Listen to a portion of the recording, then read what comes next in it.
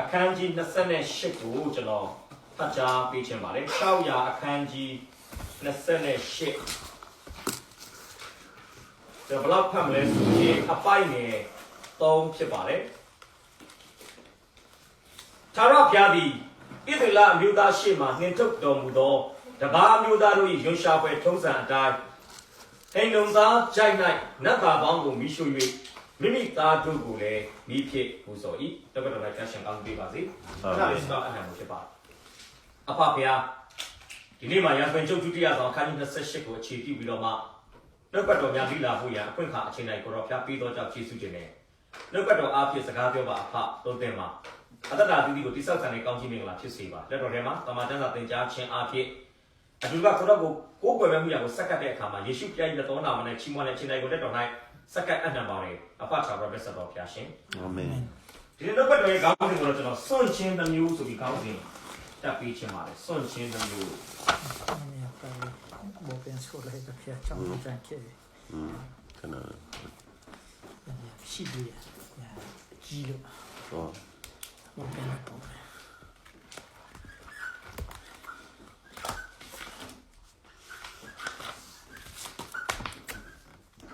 စွန့်ချင်းတစ်မျိုး600အခန်းကြီး28အပိုင်နဲ့1ကနေ29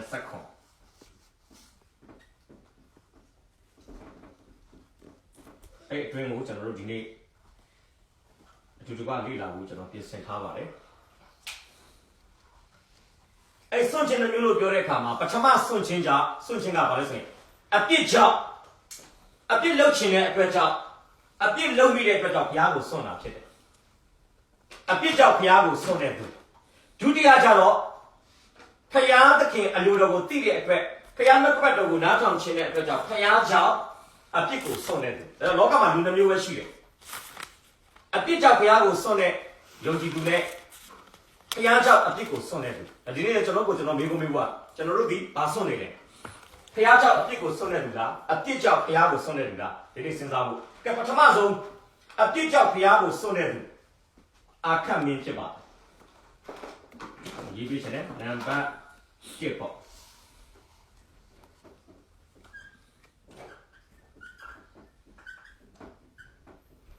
အပြစ်ကြောင့်ဘုရားကိုစွန့်သူနာမည်ကတော့ဣသရေလယူဒရှင်ပြန်အာခတ်မင်းဖြစ်ပါ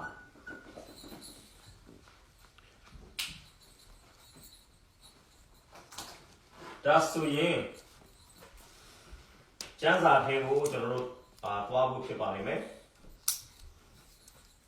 ကျွန်တော်ဘယ်လောက်ကြည့်စီခြင်းလဲဆိုရင်တစ်ကနေ4 628တစ်ကနေ4ကိုကျွန်တော်တို့ကြည့်ဖို့ဖြစ်ပါ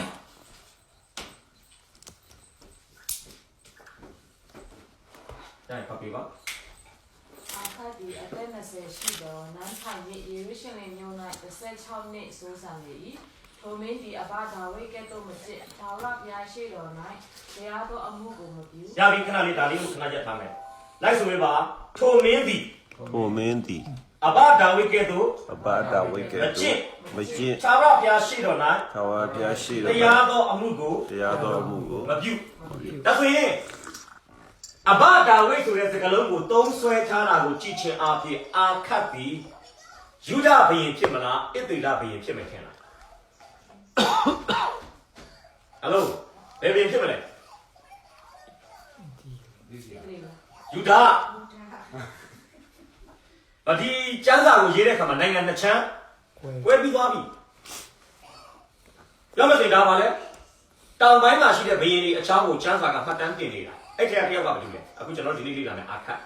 တော့သူကဒါဝိဒ်ရဲ့မင်းမျိုးကနေမဖြစ်လဲဆင်းသက်လာတဲ့ယူဒဘုရင်တစ်ပါးဖြစ်တယ်ဆိုတော့ကြည့်ရအောင်သူ့မှာကျမ်းစာရေးထားတယ်သူကဘယ်လိုလုပ်လဲ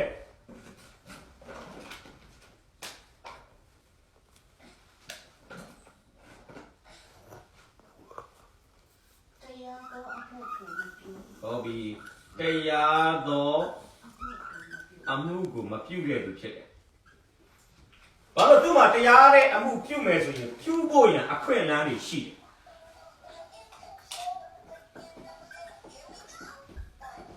သူ့မှာပုံသက်တွေရှိပါတယ်ပုံသက်တွေအဝေးမှာဆိုရင်တရားသောအမှုကိုပြုတဲ့ဒါဝိဒ်ရဲ့ပုံသက်တွေရှိတယ်သူ့ရဲ့နီနီနာနာမှာဆိုရင်ဘာရှိလဲဆိုရင်မင်းတစ်ပါးရှိတယ်တပါးကသူ့ရဲ့အဖိုးဖြစ်တဲ့အောဇီနဲ့နောက်တစ်ယောက်ကတော့သူ့ရဲ့အဖေဖြစ်တဲ့ယောသန်ဒါတော့အပိုင်နဲ့တစ်မှာပါတယ်မဖတ်ပါနဲ့တော့အဘဒါဝိဒ်ကဲ့သို့မဖြစ်ဟိုနှစ်ယောက်ကြတော့ကြည့်အောင်626လေး626လေး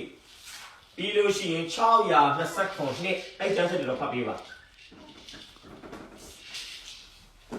ထိုမင်းဒီခမဲတော်အာမဇီပြုတဲ့မြအတိုင်းထာဝရဘုရားရှိတော်၌တရားတော်အမှုကို对လားဘယ်သူပြောတာလဲအောစီဒီအခုကျွန်တော်လေ့လာတဲ့အာခတ်ရဲ့အဖိုးတော်ပါတယ်သူကဒီလိုလာတာဟုတ်အောစီပြီးတော့ယောသန်ပြီးတော့ဘာလို့လဲအခုကျွန်တော်လေ့လာမယ်ဘာလို့လဲအခက်အောစီအကြောင်းက626မှာပါတယ်ယောသန်အကြောင်းက629မှာပါတယ်အခက်အကြောင်းက628မှာပါတယ်အဲ့လိုလာတာတယောက်ခန်းဆိုတော့ကျွန်တော်အောစီအကြောင်းလေ့လာပြီးသွားပြီတော့ပေါင်းလို့မှတ်မိလားမသိဘူးအောစီနဲ့သူဤအမှတ်များမှတ်မိလားဘာပြောခဲ့လဲအောစီရဲ့စာမှတ်အောစီရဲ့လက်မှတ်အောစီရဲ့ဆုံးမှတ်သူကြတော့လေ့လာခဲ့တယ်မှတ်မိလားယောသန်အကြောင်းယောသန်သူမဟုတ်မိမိသွားသောလမ်းကိုဆင်ကျင်တော်သူကျွန်တော်ဆွေးနွေးခဲ့တယ်အခုဘယ်လိုအကြောင်းလဲအခက်ဒါတော့ပြောမယ်အခက်ဒီယောသန်ရဲ့သားအောစီရဲ့ညီဟုတ်နော်ဒါတော့သူ့မှာမရှိလဲသူ့အဖိုးစီလည်းရှင်ပြန်ဖြစ်စဉ်ကာလအတိုင်းအတာတစ်ခုထဲမှာတရားတော်မှုကိုမလုပ်ခဲ့လေပြုခဲ့ကဲသူ့အဖေကြီးရ629သူ့ရဲ့နီနီနာနာမှာသူ့ရဲ့အဖေရဲ့ပုံသက်တွေထိုမင်းဒီခမဲတော်အော်စီจิตတဲ့မြအတိုင်းထာဝရဘုရားရှိတော်၌တရားတော်အမှုကိုပြုတယ်လားထိုမင်းဒီယောသန်ခမဲတော်အော်စီ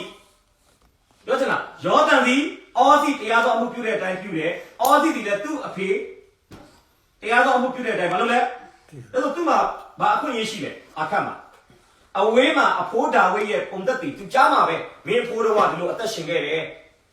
ကောင်းတဲ့အမှုတွေကိုဒီလိုလုပ်ခဲ့တယ်ဒါဝိဒ်ရဲ့ပုံသက်တွေသူ့မှာနားနဲ့မဆန့်ကြောက်ရှင်နဲ့မင်းကြီးမင်းသားတယောက်နေတဲ့နန်းတော်ထဲမှာပညာတွေသင်တဲ့ခါမှာသင်ပေးမှာပဲယေဘရဟိတ်တွေကမင်းတို့အဖိုးတွေတော့မင်းချစ်တရားနဲ့အညီဘလို့အသက်ရှင်ခဲ့တယ်နှုတ်ကပတ်တော်နဲ့အညီဘလို့အသက်ရှင်ခဲ့တယ်ကျွန်တော်ရှင်နဲ့သူတို့ကလေးပေါစနာစာသင်ကြတဲ့ကဒါတွေဘာလို့ပြီးသားလဲမင်းချစ်တရားတွေသင်တဲ့အခါမှာ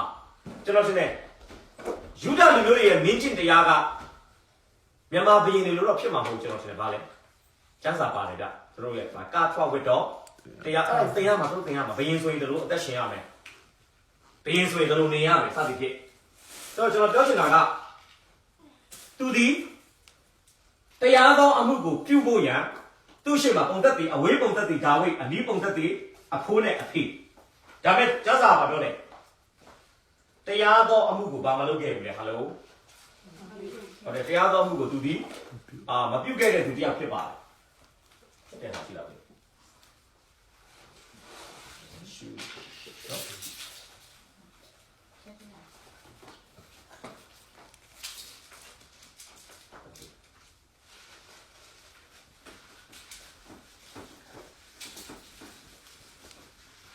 နောက်ကျွန်တော်သင်္ကန်းစာထဲကိုသွားရအောင်အပြစ်ကြောင့်ဘုရားကိုစွန့်သူအဲ့ဒီမှာနံပါတ်ကကြီးအရေးကြီးချက်ခနဲ့ဦးအပြစ်များ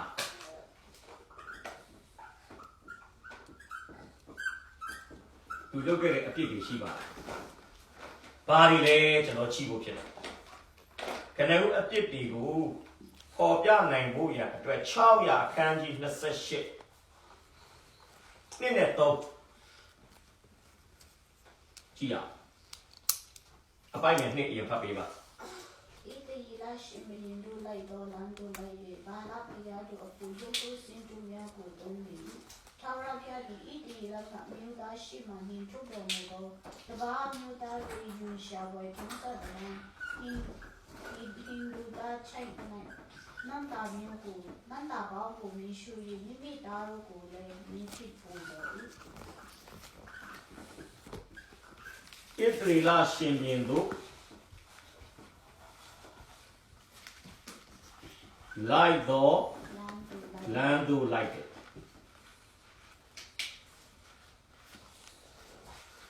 တစ်ဖက်ကနေကြည့်ဒါဘာကိုပြောချင်တာလဲဘုရားဝင်လိုက်ရုပ်ထုကိုကိုရတယ်ဘာလို့လဲရှောလမုန်လက်ထက်နောက်ပိုင်းရှောလမုန်ရဲ့သားတော်ယောဘောင်လက်ထက်မှာနိုင်ငံတည်နှစ်ချမ်းခွဲတယ်အဲ့နှစ်ချမ်းခွဲတဲ့အခါမှာယေရောဘောင်ကဘာလုပ်လဲဒံမြို့မှာတကောင်ဗေသလမြို့မှာတကောင်ရွှေနွားရုပ်နှစ်ကောင်ကိုဘာလုပ်လဲထူထောင်တယ်ဟုတ်နော်ရွှေနွားရုပ်နှစ်ကောင်ကိုထူထောင်ပြီးတော့သူဘာလုပ်ခဲ့လဲဒါကမင်းတို့ပိုးကွယ်ရမယ်ဖျားလေးဆိုပြီးတော့မှဣသေလလူမျိုးကိုမှားယွင်းမှုနဲ့ဘာလုပ်ပေးလဲမိတ်ဆက်ပေးတယ်အဲ့ဒီပုံသက်တွေကဘယ်သူတွေစီမှာရောက်သွားလဲအခုဣသေလကနေယူဒစီမှာကူးဆက်လာတယ်ဒါကြောင့်ဣသေလရှင်မျိုးလိုက်တော်တန်းဆိုတာဘာအောင်လဲဖျားသခင်နေရာမှာရုပ်ထုကိုအစားထိုးတယ်ဖျားသခင်ရဲ့အမှုတော်ဆောင်လေဝိတွေနေရာမှာလေဝိမဟုတ်တဲ့ဣသေလအခြားဗင်ဂျမင်တို့ဣသခါတို့အဲ့လိုမျိုးတွေတာမန်အယက်သူရတာအစားထိုးတယ်ပြီးရင်ဗိမာန်တော်မှာရှိတဲ့ရစ်ပလင်မဟုတ်ဘဲနဲ့ကိုယ်ပိုင်စောက်တဲ့ရစ်ပလင်ရစ်ပူဆိုရမယ်ပြက်ကလေးထဲမှာဘာသာရေးအရာပြဋ္ဌာန်းထားတဲ့ရက်မဟုတ်တဲ့ကိုယ်ပိုင်ပြက်ကလေးနဲ့ဘုရားကဘာလုပ်လဲကိုယ်စိတ်ချိုက်ဘာလုပ်လဲအဲ့ဒါပါလေဣသရေလရှင်မင်းတို့လိုက်တော်လားပြောချင်တာပါလေငါဘုရားကိုငါကြိုက်တဲ့နေ့မှာငါကြိုက်တဲ့ပုံစံနဲ့ဘာလုပ်လဲငါကိုးကွယ်အဲ့ဒါဣသရေလရှင်မင်းလိုက်ကြတယ်မယ်ကဲနံပါတ်3အပိုင်းငယ်3ပြောတာ sorry အပိုင်းငယ်3မှာတော့ဗာပြောလဲတပါးအမျိုးသားတို့ဤယွန်းရှာပဲထုံးစံအတိုင်းလုပ်တယ်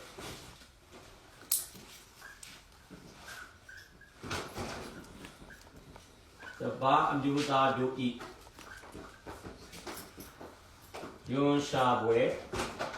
ထုံးစံအတိုင်းလုပ်တယ်ဘာလုပ်လဲသားတို့ကိုရစ်ပူဇော်ခြင်း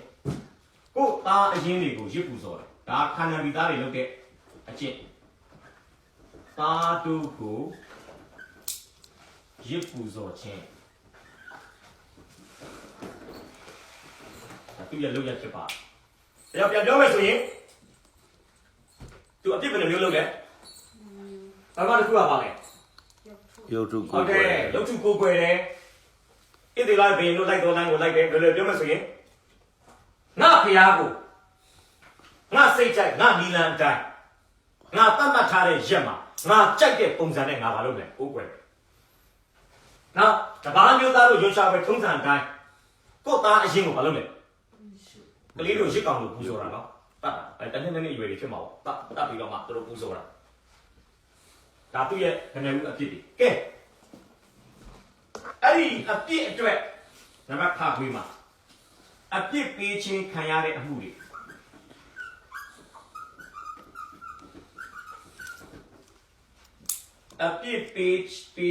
အပြစ်ပေးခံရမှုများ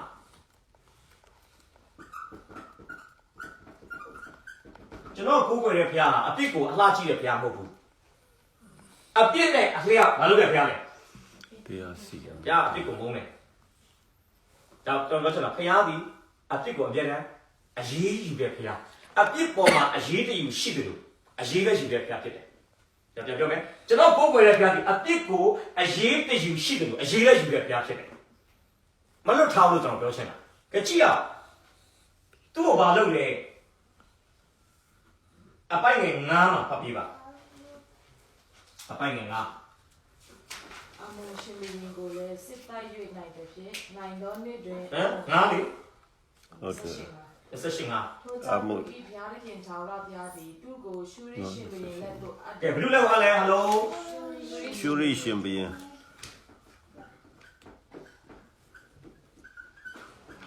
ရှုရိရှင်ဘုရင်လက်သို့အပ်တယ်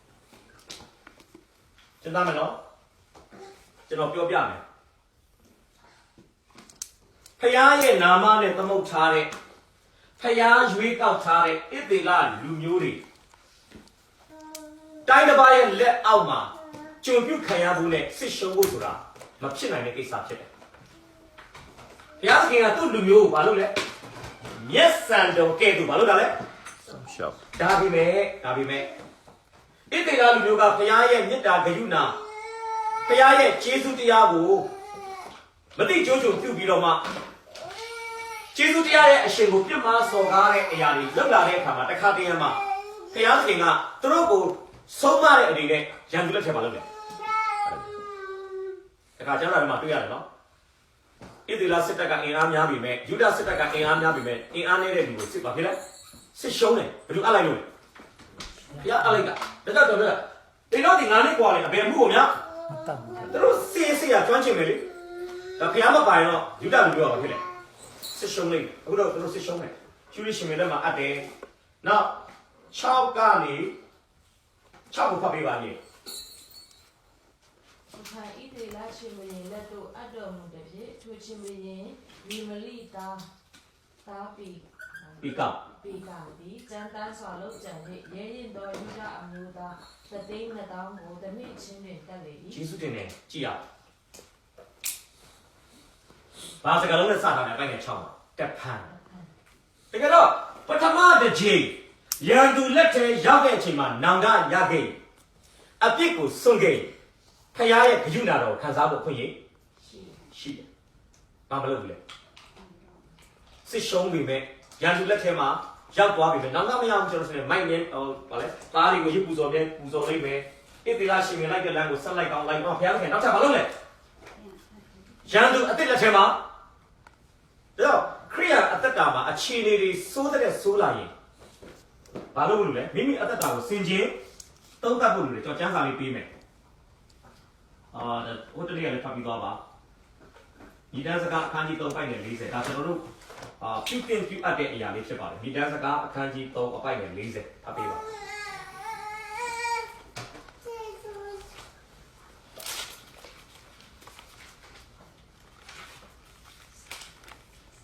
ဒီမိတန်းစကားအခန်းကြီး3အပိုက်နဲ့40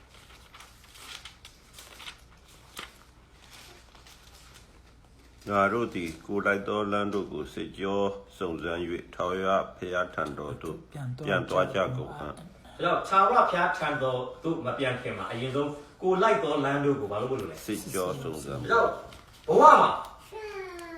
နေ့စဉ်အသက်တာမှာမမျောလင့်ထားတဲ့ကိစ္စတွေမထင်မှတ်ထားတဲ့ကိစ္စတွေကိုယ့်ရဲ့ဘဝမှာကြုံလိုက်မယ်လို့ကိုစိတ်ကူးမရင်ထားတဲ့ကိစ္စတွေဖြစ်လာတဲ့အခါအထူးဖြင့်အနှုတ်သဘောဆောင်တဲ့ဟာတွေဘာလို့မကောင်းလဲအဲ့ဒီအချိန်ဟာဖခင်ရဲ့မျက်မှောက်တော်ထဲမှာနှိမ့်ချခြင်းနဲ့အချိန်ယူပြီးမိမိကိုမိမိစင်ကြင်သုံးသပ်ဖို့ပါဖြစ်တဲ့ဟာလေကောင်းဆုံးလူတော်များများကအမားသေးပေါ်မှာအမားကြီးဘာလို့ပြန်ထပ်လုပ်လဲဆိုရင်ပြဿနာတွေနဲ့ကြုံတဲ့အခါမှာကိုယ်ဘာဖြစ်လဲမဆန်းစစ်လိုက်ဘူးအခုတူလည်းကတော့ရှုရရှင်တွေကိုစစ်ရှုံးနေသူဘာလို့ကောင်းပြီလဲကဲငါတို့ဗိမာန်တော်သွားပြီးအစာရှောင်ပြီးဘာလို့မလဲငါတို့ဘာမှားတဲ့ယောရှုလုပ်တယ်လို့လေယောရှုမစာအခန်းကြီး9မှာယောရှုကယေရီကောမြို့ကိုနိုင်ပြီးတော့နောက်နေ့မှာအာယိမြို့ကိုသွားတိုက်တဲ့အခါမှာ36အောင်ကြာသွားလာစဉ်းစားကြည့်တော့မနေ့တုန်းကတိုက်ပွဲအကြီးကြီးမှာလူတယောက်မှမတည်ခဲ့ပြီပဲဒီနေ့တိုက်ပွဲအငယ်လေးမှာ36ရောက်ကြာကျမ်းစာကပြောတယ်ဣသေလလူမျိုးတွေရဲ့နှလုံးသားကအရေးကြိုးသလိုဖြစ်တယ်လို့ပြောတာအရေးပြောသွားချက်ချင်းပဲမလုပ်နဲ့စစ်ရှုံးတာနဲ့ဒီနေ့ကလာအရာတဲတော်မှာရှိတဲ့ဖခင်ရဲ့မျက်မှောက်တော်ထဲမှာတိုးဝင်ပြီးတော့ဘာလို့လဲဘုရားဘာလို့လဲဘာလို့စစ်ရှုံးတာလဲဘုရားတော့ပြောလဲမင်းတို့ထဲမှာဒုစရိုက်ကိုလုပ်တဲ့အာခံရှိတယ်အာခံကိုမင်းတို့မဖယ်ထုတ်ရင်မင်းတို့နောက်ထပ်ဒုတိယအကြိမ်တတိယအကြိမ်စစ်တိုက်လဲရှုံးမှာပဲဆိုပြီးယောရှုကဘာလို့လဲနောက်တစ်နေ့မနေ့မှာဒုစရိုက်ကိုပြုတဲ့အာခံနဲ့အာခံမိသားစုကိုဣသေလအတိုင်းဝိုင်းကပယ်ရှားပြီးမှယောရှုရှစ်မှာဒုတိယအကြိမ်အာယိတို့စစ်တိုက်တဲ့အခါမှာစစ်သားတစ်ယောက်မှမကြဆုံးမဲ့စစ်ပွဲပါဖြစ်လဲနိုင်တယ်ကိုလိုက်တော့လမ်းကိုဘာလုပ်တာလဲစစ်ကြောစုံစမ်းတာဘုရားထံပြန်လာဒါဒီမှာလည်းကျွန်တော်မြင်တာတော့ရှုရရှင်တွေကိုစစ်ရှုံးတဲ့အချိန်မှာအာခတ်ဘာလို့ကောင်းလဲကိုလိုက်တော့လမ်းကို စစ်ကြောစုံ မရ စမ်း ဘူးဗျာထပ်မိုက်တယ်ဒါကြောင့်ပြောမယ်နော်သူမိုက်လီလီခရရဲ့ဆုံးမတဲ့ဒီဂရီကဘာဖြစ်လာလဲ မြင့်လေလေ ဒါကျွန်တော်တို့အပြစ်မှာအပြစ်ကြောင်းကိုတက်တာသင်္นานစားပြီးရလာလေဖြေထားမဲ့ subject တွေရတယ်ဘာဖြစ်လဲ များလေ တော်လေးကြီးလာမယ်နော်သူကပထမတော့ရှုရရှင်ပြီးနောက်ဣသေလရှင်ပြီးကားဆိုတကယ်ရက်ဆက်တဲ့ပြည်ပြတကယ်ဟိုအသွေးသားအရယူဒလူမျိုးနဲ့ညီမတော်ပြီမဲ့ဒီကောင်ကဘာဖြစ်လဲ တကယ်ကိုကြမ်းတမ်းနေပြီဆိုတော့စစ်ရှုံးတဲ့နိုင်ငံတွေပေါ်မှာတော်တော်ရေးဆက်ဆက်ဘာလို့တာလဲဘာလို့ရက်ဆက်ကြမ်းကြုတ်တဲ့လူနဲ့သူလူတဲ့ကမှာဘုရားသူ့ထပ်အပ်လဲသူဘာမှဖြစ်လို့လဲနောက်တော့ မရလား အမားပြင်ရကောင်းမှလည်းမသိ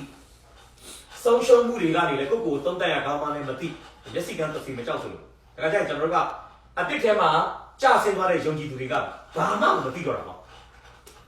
ဟိုပါလေဆိုပြီးရင်ဆိုမိုက်ပြီးရင်မိုက်လေးဆိုးလေးတွေ့ကြုံရတဲ့ခက်ခဲမှုတွေကဘာဖြစ်လာလဲကြီးလာပြီဒါပေမဲ့ကျွန်တော်ပြောမယ်နော်ဖတ်မှတ်တော်သူဒီခုနှစ်ကြိမ်လဲတော်လဲထားအောင်မယ်လို့ပြောတဲ့အတွက်ကြောင့်ယုံကြည်သူတယောက်ဘလောက်ပဲမိုက်ဘလောက်ပဲဆိုသူနန္ဒရတဲ့အချိန်မှာဘုရားသခင်ဒီသူ့ကိုလက်ဆက်အရင်လိုပဲဟဲ့လားနှွေးထွေးမှုနဲ့သူ့ကိုနေရာပြန်ပေးလို့အခွင့်အရေးပြန်ပေးလို့ရတယ်ဆိုတော့ဒီပေါ်ပြချင်တယ်အရင်လိုမျိုးဘုရားကမေတ္တာရမှန်နဲ့အသက်တာမျိုးပြန်ရမှုတဲ့တစ်ပေါင်းများစွာစောင့်ဆရာမလို့ပါ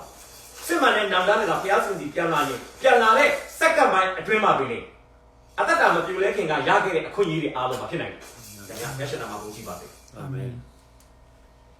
ဣသရေလရှင်တွေလက်ထက်အတဲ့ကောင်ဣသရေလရှင်တွေဘာတွေလုပ်လဲကြည့်ရအောင်။အပိုင်းနဲ့6ဖတ်ပေးပါ။ဒုက္ခဣတိယရှင်ဘိယင် လက်သူအတော်မူသဖြင့်ထိုရှင်ဘုရင်ယေမလိတာပေကာသည်ကျမ်းနှံစွာလှုပ်ကြံ၍ရဲရင်သောယူဒအမျိုးသား3,200,000ကိုတနေ့ချင်းတွင်တတ်လေ၏ကျွန်တော်နေရာမဆန့်လို့ဒီလိုပဲရေးလိုက်တော့မယ်အကြောင်းမူကားသူတို့သည်ဘိုးဘေးတို့၏ဖျားသခင်ထာဝရဘုရားကိုစွန့်ကြသတည်းရဲရင်တဲ့သူ3,200,000ကိုဘာလုပ်လဲတတ်တယ်ကဲခုနှစ်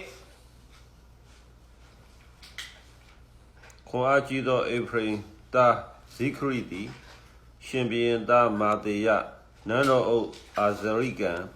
ရှင်ဘုရင်နောက်ဒုတိယမင်းအေလကာနာကိုတတ်၏ရှင်ဘုရင်သားရဲ့နန်းတော်အုပ်ရဲ့ရှင်ဘုရင်နောက်ဒုတိယမင်းကျွန်တော်ဒုမင်းလို့ပဲဒုမင်းတွေကိုဘာလုပ်လဲတတ်တယ်သူကပဲရေးလိုက်တော့နေရာမဆန့်လို့ယစ္စနာ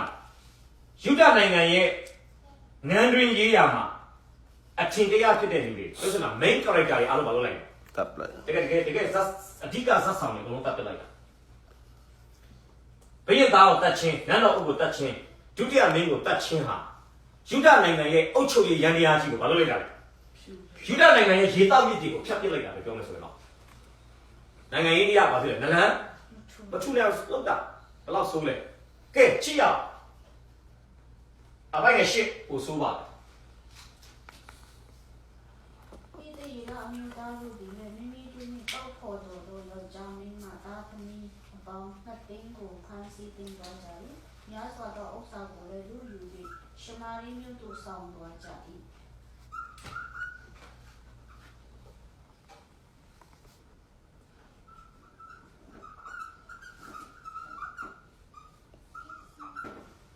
ဘာလို့လဲရဲရင်နဲ့တတ်သိရှိတဲ့စစ်သား3,200,000ကိုတတ်တယ်ဒါမှမဟုတ်3,200,000ဆိုတဲ့အင်အားကျွန်တော်ပြောပြီးပြီလေသူတို့လက်ချက်မပြောနဲ့လားယေရှုခရစ်တော်ဘုရားလူသားတိခံတဲ့အချိန်မှာတော့တကဘာလုံးရဲ့ population ကအမေရိကန်ပြည်ထောင်စုလောက်ပဲရှိတယ်တန်း300ကျော်ပဲရှိတယ်ဒါတော့ AD 30လောက်နော်အဲ့ဒီခေတ်ဆိုစဉ်းစားကြည့်ကဘာလူဦးရေကဒါလောက်မများသေးဘူးအဲ့ဒါတော့ဘယ်လောက်တတ်ပြလိုက်လဲသိမကောင်းဒီဘယ်လောက်ခံလဲဘာလို့ပို့လဲကျွန်းအိမ်ကြီးမှာဘာလို့ပို့လဲကောင်းကောင်းခန်းစားဖို့တကယ်တော့မလုပ်သင့်ဘူးလေယူဒနဲ့ဣသေလဆိုတာကျွန်တော်မြင်တယ်ကရင်လိုပြောရင်သဘောကင်နဲ့ပိုးကင်လို့ဗျချင်းလိုပြောရင်ဖလားနဲ့ဟာခါလို့ဘာလို့လဲညီကိုအရင်ကြီးတွေအမျိုးအရင်ကြီးတွေဒါပေမဲ့အမျိုးအရင်ကြီးလောက်လိုက်တဲ့ဟာကဘာအမျိုးသားထက်တော့ဘာဖြစ်နေလဲလက်စွမ်းချက်တယ်ဘာလို့ဒီလိုခက်ခဲမှုတွေကျဉ်းကျပ်မှုတွေထဲမှာသူရောက်လဲဆိုရင်သူ့ရဲ့အဖြစ်ကကြားလိုက်ဒီဂရီဘာလို့လာလဲမားတယ်ဘုရားကဆုံးမတယ်တုံတင်တယ်သူစီပြန်လာစေခြင်းတယ်ဘုရားသူ့ကိုချစ်တဲ့အတွက်ကြောင့်ဆုံးမတယ်တုံတင်တယ်ဘုရားရဲ့ဆုံးမတုံတင်ခြင်းကိုလိလူရှုပြီးသူကထပ်မိုက်တယ်ထပ်မိုက်လေတွေ့ကြုံရတဲ့ပြဿနာဒုက္ခဆင်းရဲခြင်းတွေကပိုကြီးလာနေတယ်ဒီအနေထားတွေ့တယ်နော်ဒါသူ့ရဲ့အပြစ်ပေးခံရမှုများတဲ့နောက်တစ်ခုကြည့်ရအောင်နံပါတ်9အပြစ်အောင်းပေါ်တိုင်းအပြစ်တစ်ကိုထလန်းခြင်း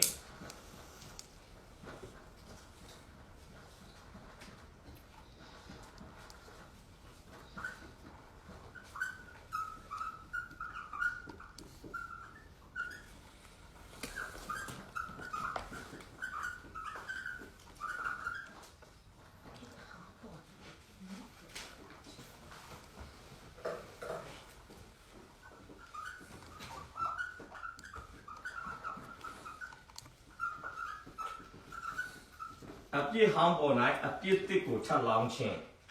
ရချက်လေးကျွန်တော်ပေးခြင်းပါတယ်ဒီလောက်ပြဿနာတွေနဲ့ဂျုံလာတော့မှဘာလုပ်လဲအပိုင်ငယ်16ဖတ်ပေးပါ ထိုအခါအာရှုရိရှင်ဘုရင်လာ၍ကုမစေရှင်ကအာခမင်းကြီးတင်တန်တမန်ကိုစေလွတ်လေ၏ ဆက်ဖတ်ပေးပါ အကြောင်းမူကားအေဒုံလူတို့သည်လာပြန်သည်ဖြင့်ယူဒပြည်ကိုလောက်ကြံ၍လူများကိုဖမ်းဆီးသိမ်းသွားကြ၏ ဟုတ်ပြီအာရှုရိဘယင်ကိုကိုးစားတယ်ဘာလို့ကိုးစားတာလဲတဒနာရှိတယ်ဘယ်သူတွေကသူ့ကိုဆက်လာတိုက်တယ်အပိုင်ငယ်ဆက်ခွန်မှာဘယ်သူလဲဘယ်လိုသုံးထားလဲမှာအေဒုံလား အေဒုံ နောက်ဆက်ရှိမှာ ဖိလိတိ ဟုတ်ပြီဒါတော့နှာခေါင်းနဲ့အသက်ရှူတဲ့လူကိုစစ်စီးစီးရမှာကိုးစားပြီးခရားသခင်ကိုမကိုးစားတာကိုကြည့်ချင်းအဖြစ်သူ့ရဲ့ဝิญဉ်ရေးအခြေအနေအဆင့်တန်းကိုကျွန်တော်ဖတ်လို့ရတယ်။ကြားစာမှာလည်းပြောတယ်လေအတိအဖြစ်အပင်ရဲ့သဘောပါဖြစ်လေ ဒီ ။ဒါသူဒီနှာခေါင်းနဲ့အသက်ရှူတဲ့လူကိုကိုးစားခြင်းအဖြစ်ဒီလူကနောင်တာသူ့ဝิญဉ်ပိုင်းဆိုင်ရာတကယ်ကစင်ကလေးကဝิญဉ်ရမှာတကယ်ကပြက်ကချော့ပြုတ်စားပြင်းအောင်ဖြစ်နေတယ်ဒါဖေဖေအဲ့လိုလူကိုကိုးစားတယ်ကဲ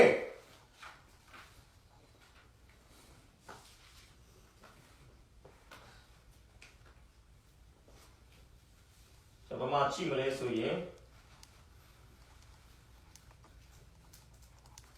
အပိုင်ငယ်20ဖတ်ပေးပါ အာရှုရိရှင်ဘုရင်တိကလတ်ပိလီတာလာတော်လေအာကူပေတာယူစီယေ ဆိုပြီး20ရန်သူကဘာဖြစ်လဲတာ၍ဆင်းရဲစေတယ်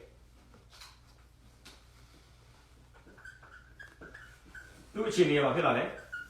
ပိုဆိုးလာတယ် ဆိုးလာ ကဲ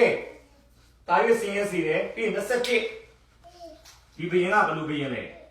အကြောင်းမူကားအခတ်တီဗိမာန်တော်ဗန္ဒာနှင့်နန်းတော်ဗန္ဒာမှစ၍မူမတ်အိမ်တို့၌ရှိသောဥစ္စာများကိုခွဲပြီးလင်အာရှုရိရှင်ဘုရင်အားပေးတော်လေထိုရှင်ဘုရင်သည်ဂျေစုပြန်၍မပြု ဟုတ်လားဂျေဇုမပြုတ်ဘူးဂျေဇုပြန်၍မပြုတ်ဘူးပြောချင်တာပေးတဲ့ညပတ်စံနဲ့လက်ဆောင်တော့အကုန်ယူသွားတယ်သူပြောမှာပေါ့ငါတို့တော့ပေးကမ်းထားတယ်ဆိုတော့စီးစီးရတဲ့ဂျုံတဲ့အခါမှာအာရှုရိစစ်သားတွေရောက်လာပြီးငါ့အောင်များကူညီမလားစစ်သားရှုံးသွားတယ်ဗျာအာရှုရိတယောက်မှမပေါ်လာဘူးခံရတာနော်ခံရတာမြန်မာစကားပေါ်မှာရှိတယ်ကြားကြီးဆိုးလို့ရှင်ကြီးကိုရှင်ကြီးကြားထက်ဆိုးပေါ့ချင်ကာမှစီထူတဲ့အခါမှာခုံလို့တော့မရဘူးအပေါ်တော့မပြောက်တော့ဘူးစီမထုတ်ခင်တော့ခုံတော့နည်းနည်းမြောက်သေးတယ်စီထူလိုက်မှစီးကြောက်မဖြစ်သွားတယ်အခုပိုဆိုးတာကဲချီအောင်တော့ဘာဖြစ်သေးလဲ23 ငါကိုတံပေးသောဓမ္မတဲမျိုးဤဖျားတို့ကိုငါစီကပ်မိဟု၍၎င်းချူရိရှင်ဘုရင်ကိုးကွယ်သောဖျားတို့သည်ဂျေစုပြုတတ်သောကြောင့်ငါ၌လည်းဂျေစုပြုစေခြင်းကထိုဖျားတို့အားရစ်ပူဇော်မိဟု၍၎င်းဆိုတော်လေထိုဖျားတို့သည်အခတ်မင်းနှင့်ဣသရေလအမျိုးအကျိုးနည်းเสียအကြောင်းဖြစ်တယ် 23အရာဘာလို့လဲဆိုရင်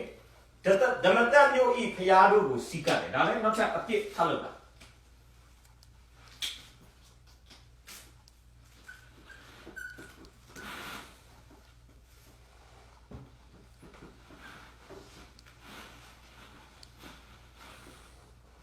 ဓမ္မတမျိုးဤဖျားတို့ကိုစီးကပ်တယ်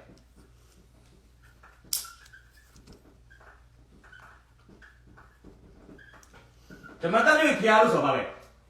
သူ့ကိုပထမဆုံးအပိုက်ငယ်ငါးမှာစစ်နိုင်ထားတဲ့ရှုရိနိုင်ငံရဲ့ဖျားတွေသူအထင်ကြီးတယ်နဲ့တွေ့နော်ငါ့ကို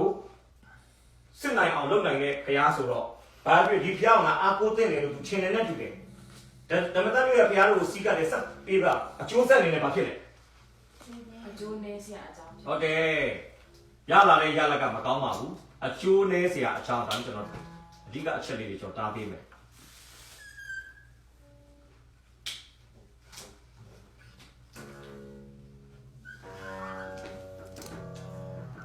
နေစရာအကြောင်းဖြစ်တယ်။အာရွေးစင်းရဲစီဂျေစုပြန်၍မရ။နောက်အကျိုးနေစရာအကြောင်းပြီးအပိုင်ငယ်25ဖတ်ပေးပါ။သတ်ဆိုးတယ်သူက တခြားတစ်ပါးသောဖရာတို့အားနန္တာပေါင်းကိုမိချိုးเสียဖို့ယူဒမြို့အတီးတီးတို့၌မြင့်သောအရာတို့ကိုတည်၍ဘိုးဘေးတို့၏ဖရာခင်ထာဝရဘုရား၏အမျက်တော်ကိုနိုးဆော်လေ ဟုတ်ပြီသာဝရဖျားဤအမျက်တော်ကိုဘာလို့လဲ နိုးဆော် ပြောချင်တာပါလေဖျားသခင်စိတ်မဆိုးဆိုးအောင်ဘာလို့လဲစဉ်းစားတော့ဖျားတော့ဒီအစ်နေတာအပြစ်ဟောင်းပေါ်မှာအပြစ်တစ်ပေါ်မှာအပြစ်တွေတကူးပြီးပါလေအာရှိရှင်ကိုစားတယ်ဓမ္မတန်မျိုးရဖျားတွေကိုစီးကပ်တယ်ပြီးရင်သာဝရဖျားရဲ့အမျက်တော်ဘာလို့လဲ နိုးစော နိုးစော်တယ်သူလုပ်နေတဲ့အဖြစ်တွေ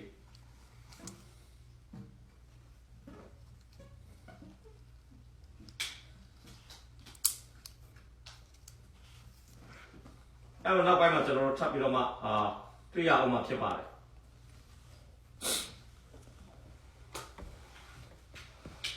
အဓိကတော့ဒီ၃ချက်ပေါ့အာရှုရိရှင်မင်းကိုကိုးစားတယ်ဓမ္မတမျိုးဖျားတွေကိုစီးကပ်တယ်သာဝရဖျားရဲ့အမျက်တော်ကိုနိုးစော်တယ်ဘာတွေလုပ်လဲဗိမာန်တော်တစားများကိုဖျက်ဆီးတယ်ဗိမာန်တော်ကိုပိတ်တယ်ညှင်းသောအရာကိုကြီးတယ်အဲ့ဒါတွေ့ရလိမ့်မယ်အောက်မှာပဲကျွန်တော်တန်းစီပြီးရေးလိုက်တယ်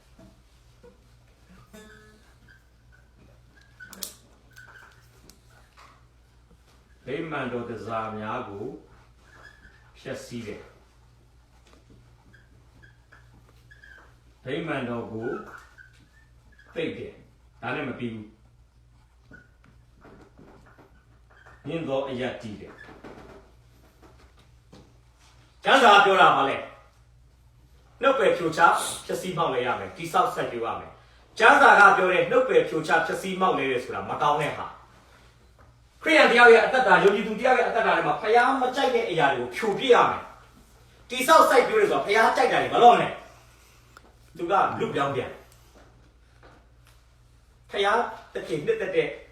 ဆူတောင်းတာလို့ကျမ်းစာဖတ်တာလို့ကိုစားပြုတဲ့ရစ်ပူဇော်ခြင်းနေရာဖြစ်တဲ့ဗိမာန်တော်ကိုတော့ဘာလို့လဲပိတ်တယ်ဗိမာန်တော်တစားတွေကိုဖျက်ဆီးတယ်သူကကောင်းတာတွေကိုနှုတ်ပယ်ဖြိုချဖျက်ဆီးမှောက်နေတယ်ရုပ်တည်စင်တူတဲ့သက်ဆိုင်တဲ့ညင်တော်အရာကြောင့်ဒီဆောက်တကယ်ပြောင်းနေတော့သူဒါလေးဘာလုပ်နေတာလဲအဓိကအပြစ်ဟောင်းပေါ်မှာပြောချင်လားအရင်ကျွေးဟောင်းတော့မဆက်ရသေးဘူးဗျာသူကအကျွေးအစ်စ်ပါလို့ဒီကျွန်တော်ယုံကြည်သူများအနေနဲ့လည်းအတိတ်ကာလကဖျားမနစ်သက်တဲ့အရာတွေကျွန်တော်လုပ်မိတယ်ဖျားကလည်းဒီအရာနဲ့ပတ်သက်ပြီးသူမကြိုက်ဘူးဆိုတာကိုနှုတ်ကပတ်တော်အားဖြင့်ဟလာတက်တဲ့ခံချက်တွေအားဖြင့်စာဆောင်တွေဖတ်တဲ့အခါမှာဖြစ်ဖြစ်ကျမ်းစာလေ့လာတဲ့အခါမှာဖြစ်ဖျားကကျွန်တော်ကိုဖော်ပြပါလိမ့်မယ်အဲ့ချိန်မှာဘာလို့လို့လဲမိမိလောက်ထားပြီးသားအမားတစ်စုံတစ်ခုကိုဖျားကနှုတ်ကပတ်တော်အားဖြင့်ကျွန်တော်ကိုဝန်ခံဖို့ရစစ်စော်တဲ့အခါမှာရိုးသားစွာဖျားသခင်ရှေ့မှာဘာဖြစ်လဲဒီခေတ်မှာကဓမ္မောင်းကာလလို Eucharist မှာလာပြီးကျွန်တော်တို့အဖြစ်တွေကိုဖော်ထုတ်ပြသစရာကိုဘာလုပ်လဲဆိုတာကိုသိအောင်ဆရာကိုပြောပြဆရာမလိုဘူးဘလို့ပြောလို့ရတယ်တခုတော့ရှိတယ်ကျွန်တော်ကျမမှားပါတယ်လို့ဝန်ခံပြီးရင်ထိုအဖြစ်ကိုစွန့်ဖို့တော့မှားပါတယ်လို့ပြောပြီးပြန်လုပ်တယ်ဆိုတာစစ်မှန်တဲ့အပြစ်ဝန်ခံခြင်းမဟုတ်ဘူးတုတ်တန်28အပိုင်းနဲ့73တစ်ချက်လောက်ဖတ်ပြီးလားတုတ်တန်28အပိုင်းနဲ့73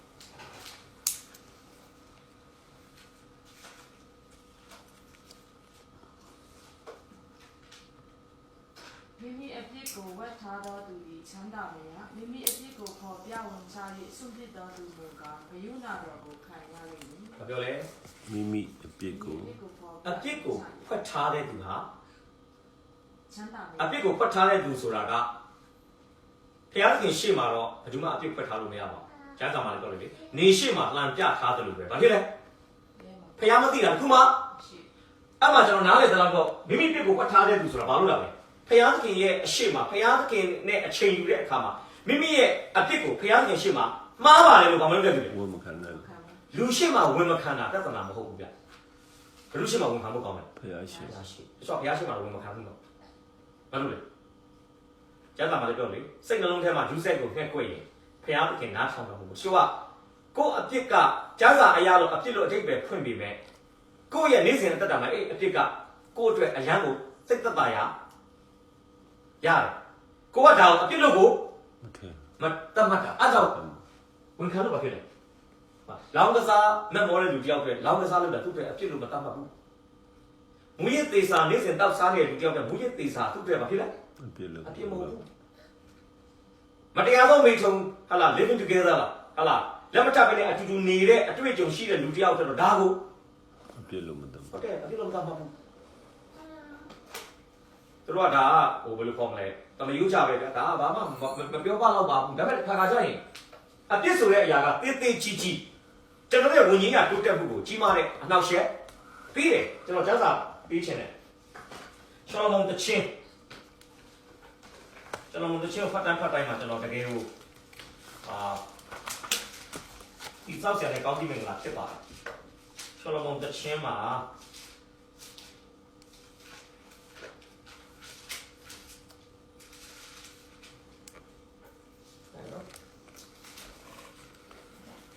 ရှောလမုန်တခြင်းအခန်းကြီးနှစ်အပိုင်းငယ်15ဖတ်ပြီးလားရှောလမုန်တခြင်းအခန်းကြီးနှစ်အပိုင်းငယ်15မြင့်ွယ်ပင်တို့ကိုဆက်လက်တန်တော်မြေခွေးများနှင့်မြေခွေးကလေးများကိုငါတို့ပို့ခိုင်းကြတော့ငါတို့စပြည့်နယ်ပြင်တို့သည်အပွင့်ပွင့်နဲ့ရှိကြ၏မြေခွေးနဲ့စပြည့်ပင်ဆိုတာကမဟာယန်သူတွေဖြစ်တယ်စပြည့်ဥယျာဉ်စိုက်တဲ့လူတွေကမြေခွေးဆိုအတကုံကြောက်ဘာလို့လဲဒီကောင်စပြည့်ဥယျာဉ်လာဖြစ်စီးတာတောင်းကြကောင်းမလားတော့ဘာပြောထားလဲမြေခွေးအရွယ်ရောက်ပြီးသားမြေခွေးအကြီးကြီးပဲဖြစ်ဖြစ်တဲ့အရွယ်မရောက်သေးတဲ့မြေခွေးသေးသေးလေးပဲဖြစ်ဖြစ်ဖမ်းကြပါတဲ့ဘာလို့လဲဒီတော်ဝါတွေကဘာကိုဖြစ်စီနိုင်လဲတကယ်တော့စပြည့်နွယ်ပြင်တော့ကျွန်တော်တို့ရဲ့အသက်တာကျမ်းစာမှာလည်းပြောလို့ခရစ်တော်ငါးစပြည့်နွယ်ပြင်ဖြစ်တယ်တို့ကအခက်များဖြစ်ကြတယ်တကယ်စပြည့်ပင်နဲ့တူတဲ့ကျွန်တော်တို့ရဲ့ခရိယန်အသက်တာကိုဖျက်ဆီးနေတာမြေခွေးနဲ့တူတယ်ပါလေအပြစ်မြေခွေးကြီးဆိုအပြစ်ကြီးကြီးတွေပေါ့ဗျာမြေခွေးသေးကတော့အပြစ်ပါလေဒါအပြစ်ဆိုဒီမှာကြီးကြီးသေးသေးဘာဖြစ်လဲအန်ဒီရရှိတယ်ဒါကြောင့်ရှင်ဘောလုံးကလည်းပြောတယ်မာနကိုအခွင့်မပေးကြနဲ့မာနကတစုံတစ်ခုသောအပြစ်ကိုကျွန်တော်အသက်တာထဲမှာဖြစ်စေခြင်းအပြင်သူခြေကုပ်စကန်ပါလို့လေဒီဆောက်တယ်အဲ့ဒါတဖြည်းဖြည်းတော့တက်လာတယ်နော်ဘုံသူဆိုပါလို့လေကြောက်လာပြီပထမအပြစ်ဒါလုပ်တယ်ဘုရားကဆုံးမတဲ့ခါမှာခေါင်းနှလုံးသားခိုင်ပါတယ်တော့တောက်လျှောက်အပြစ်တွေဘာလို့လဲထားလို့လားဗိမာန်တော်ပိတ်ပြလိုက်ပြီဗျာကျွန်တော်ပြောချင်တာကိုယ်တိုင်ဗိမာန်တော်မတက်ချင်ကိစ္စမရှိဘူးတိုင်းသူပြည်သားပါဘာလို့လဲဘယင်ကရှင်မင်းရဲ့အမိန့်နဲ့ဗိမာန်တော်ကိုတော့ခတ်ထားတယ်ဆိုပါဆိုပိတ်ချဘူးကဝင်ရဲတော့ပါပဲဗိမာန်တော်တစားတွေဘာလို့လဲကျွန်တော်ရစ်ပလင်တွေပါဖြစ်မယ်ဗျာနတ်တာပေါင်းရှင်ပြီးခုံလို့နတ်တာပေါင်းမရှိတာလုပ်ပြတယ်အကုန်လုံးဖြတ်စည်းပြတ်တာသူကကျွန်တော်ရှင်နေစာဒံမာနဒီအာခတ်ရဲ့အသက်တာထဲမှာတော်တော်ကိုအလုပ်ကိုဖြစ်တယ်သူကသူကိုယ်တိုင်ဘုရားကိုမကိုးကွယ်ရုံသာမကဘုရားကိုကိုးကွယ်ခြင်းနဲ့အခြားသောယူဒလူတွေရဲ့ကိုးကွယ်မှုကိုပါတော့ဘာလို့လဲသူသားဟေစကိလက်ထက်မှာဗိမာန်တော်ကိုပြန်ဖွင့်ပြီးသူ့အဖေဖြတ်စည်းထားတဲ့အရာတွေကိုသူသားလက်ထက်မှာဘာလို့လဲပတ္တခါပွဲကျင်းပခြင်းနဲ့အတူနှုတ်ထမှုကိုသူသားပြန်စားတာဆိုတော့ကျွန်တော်ဒီနေ့ပြောချင်တာကခရိယန်တရားရဲ့အသက်တာမှာကျူးလွန်ပြီးသားအပြစ်ဟောင်းကိုနောင်တမရပဲအပြစ်သစ်တွေကိုထပ်လုပ်နေခြင်းသည်ဝိညာဉ်ရာအရာပြောမယ်ဆိုရင်ဗိမာန်တော်ကိုပိတ်လိုက်တာလည်းပါပဲလေဘုရားသခင်နဲ့အဆက်အသွယ်ဖြတ်လိုက်ကျွန်တော်တော့ဖြတ်ထားလိုက်အဆက်အသွယ်ရရှိရင်ကိုအပြစ်တို့ကိုဖော်ပြဝန်ခံပြီးဆုံးပြဖို့လုပ်တယ်ဖော်ပြတယ်ဝင်တော့ဝင်ချတယ်ထပ်လုပ်အောင်မယ်ဆိုတော့အတွေးခေါ်ထပ်လုပ်အောင်မယ်ဆိုရင်အစီအစဉ်ရှိတယ်ဆိုရင်အဲ့ဒီအပြစ်ဝန်ခံခြင်းဒီအတုပဲဖြစ်အတုရောင်ပဲဖြစ်အတုရောင်အပြစ်ဝန်ခံခြင်းဒီဖခင်ရဲ့အပြစ်ခွင့်လွှတ်ခြင်းအနှစ်သာရကိုဘယ်တော့မှစိတ်ဝင်ကြည်မတော့ခံစားမှာမဟုတ်ဒါကျွန်တော်ကအပြစ်ဝန်ခံတဲ့ခါမှာပါမယ်ဒီအပြစ်ကိုနောက်တစ်ခါမလုပ်တော့ဘူးကျွန်တော်ရန်ကင်းမှာကျမ်းစာသွားတင်တော့အဒီတရားကကျွန်တော်ပြောတယ်ဒီအကြောင်းကျွန်တော်ကယ်တင်ခြင်းသင်တန်းမှာသင်တာကိုဒီတုတ်တန်2873ကိုပြစ်တွေကိုပေါ်ပြဝင်ချဆုံးပြတဲ့လူကဘိမာတော်ခံရလိုက်တယ်သူကဘာလို့ဆိုရင်သူကကျွန်တော်ရှင်းပြတယ်ဒီလိုအပြစ်ပေါ်ပြတယ်ဆိုတာမအရက်တောက်တယ်ဆိုပါဆိုခရိယန်တယောက်ကဘာပြောရမလဲဖခင်ကျွန်တော်ကျမအရက်တောက်ပြီးပါလေဒါအပြစ်ဝင်ခံအပြစ်ပေါ်ပြတာဝင်ချတာကပါလေကျွန်တော်ကျမမှားပါခဲ့ ဆုံးပြတာပါလေကျွန်တော်နောက်တစ်ခါရဲ မတော်တော့ အဲ့အန်တီကချေရန်ထိုးတယ်ခရိယန်ပဲနော်သူကပြောတယ်ဆရာနံပါတ်1နဲ့နံပါတ်2အန်တီလုံနိုင်တယ်နံပါတ်3ကအန်တီလုံးဝမလုံနိုင်ချေထိုးပါလေကိုတော့ချေထိုးမိတာမှားပါလေအဲ့အထိတော့လုံနိုင်တယ်နံပါတ်3ဘယ်တော့မှချေမထိုးတော့ပါမလုံနိုင်ဘူးတချို့အားလို့ရှိရနော်ဘာမလုံနိုင်ဘူးလဲ မစွန့်ပြစ်နိုင် ဆုံးပြလာတိုင်ရောက်စင်မှာဖြစ်လေ 对， တိုင်ရောက်စင်အမြင်တန်းတာအဲ့ဒါဝิญญาณမှာအန်ဒီရှိရတော့အန်ဒီတန်းတာမပြောလေစိတ်နှလုံးထဲ၌ဒုစရိုက်ကိုဖက်ခွက်လင်သာဝဖျားသည်နားထောင်တော်မူလို့ပြောတာအဲ့စိတ်နှလုံးထဲဒုစရိုက်ကိုဖက်ခွက်တယ်ဆိုတာအပြစ်ကိုကျွန်တော်တို့ကတနာတာအပြစ်ကိုကျွန်တော်တို့ကနှမျောတာအပြစ်ကိုကျွန်တော်တို့ကအားနာတာခင်တွယ်တာဘာလို့မကောင်းလဲပြောဆရာရှိတာပြောလို့ဆရာရှိတာလို့အဲ့ဒါပြောချင်တာအပြစ်နဲ့ပတ်သက်ဒါကကျွန်တော်တို့ကကိုယ်တိုင်တော့အပြစ်မလုပ်ပြီမဲ့အပြစ်လုပ်တဲ့သူကိုအားနာမှကျွန်တော်ပြောသလိုပေါ့တကယ်ကြီးတွေကညစာစားပွဲဖိတ်ခဲ့ကြကျွန်တော်ကပြောလဲမင်းကတော့တင်းအောင်ဆရာဆိုတော့အရက်တော့မှာတော့မဟုတ်ဘူးဒါပေမဲ့ငါတို့ကတော့ဒါဒီမပိုင်အဆင်မပြေဘူးပြီးရတယ်အရက်တွေမင်းကဒီတိုင်းထိုင်ပေါ့ကွာကျွန်တော်မသွားဘူးဆာလန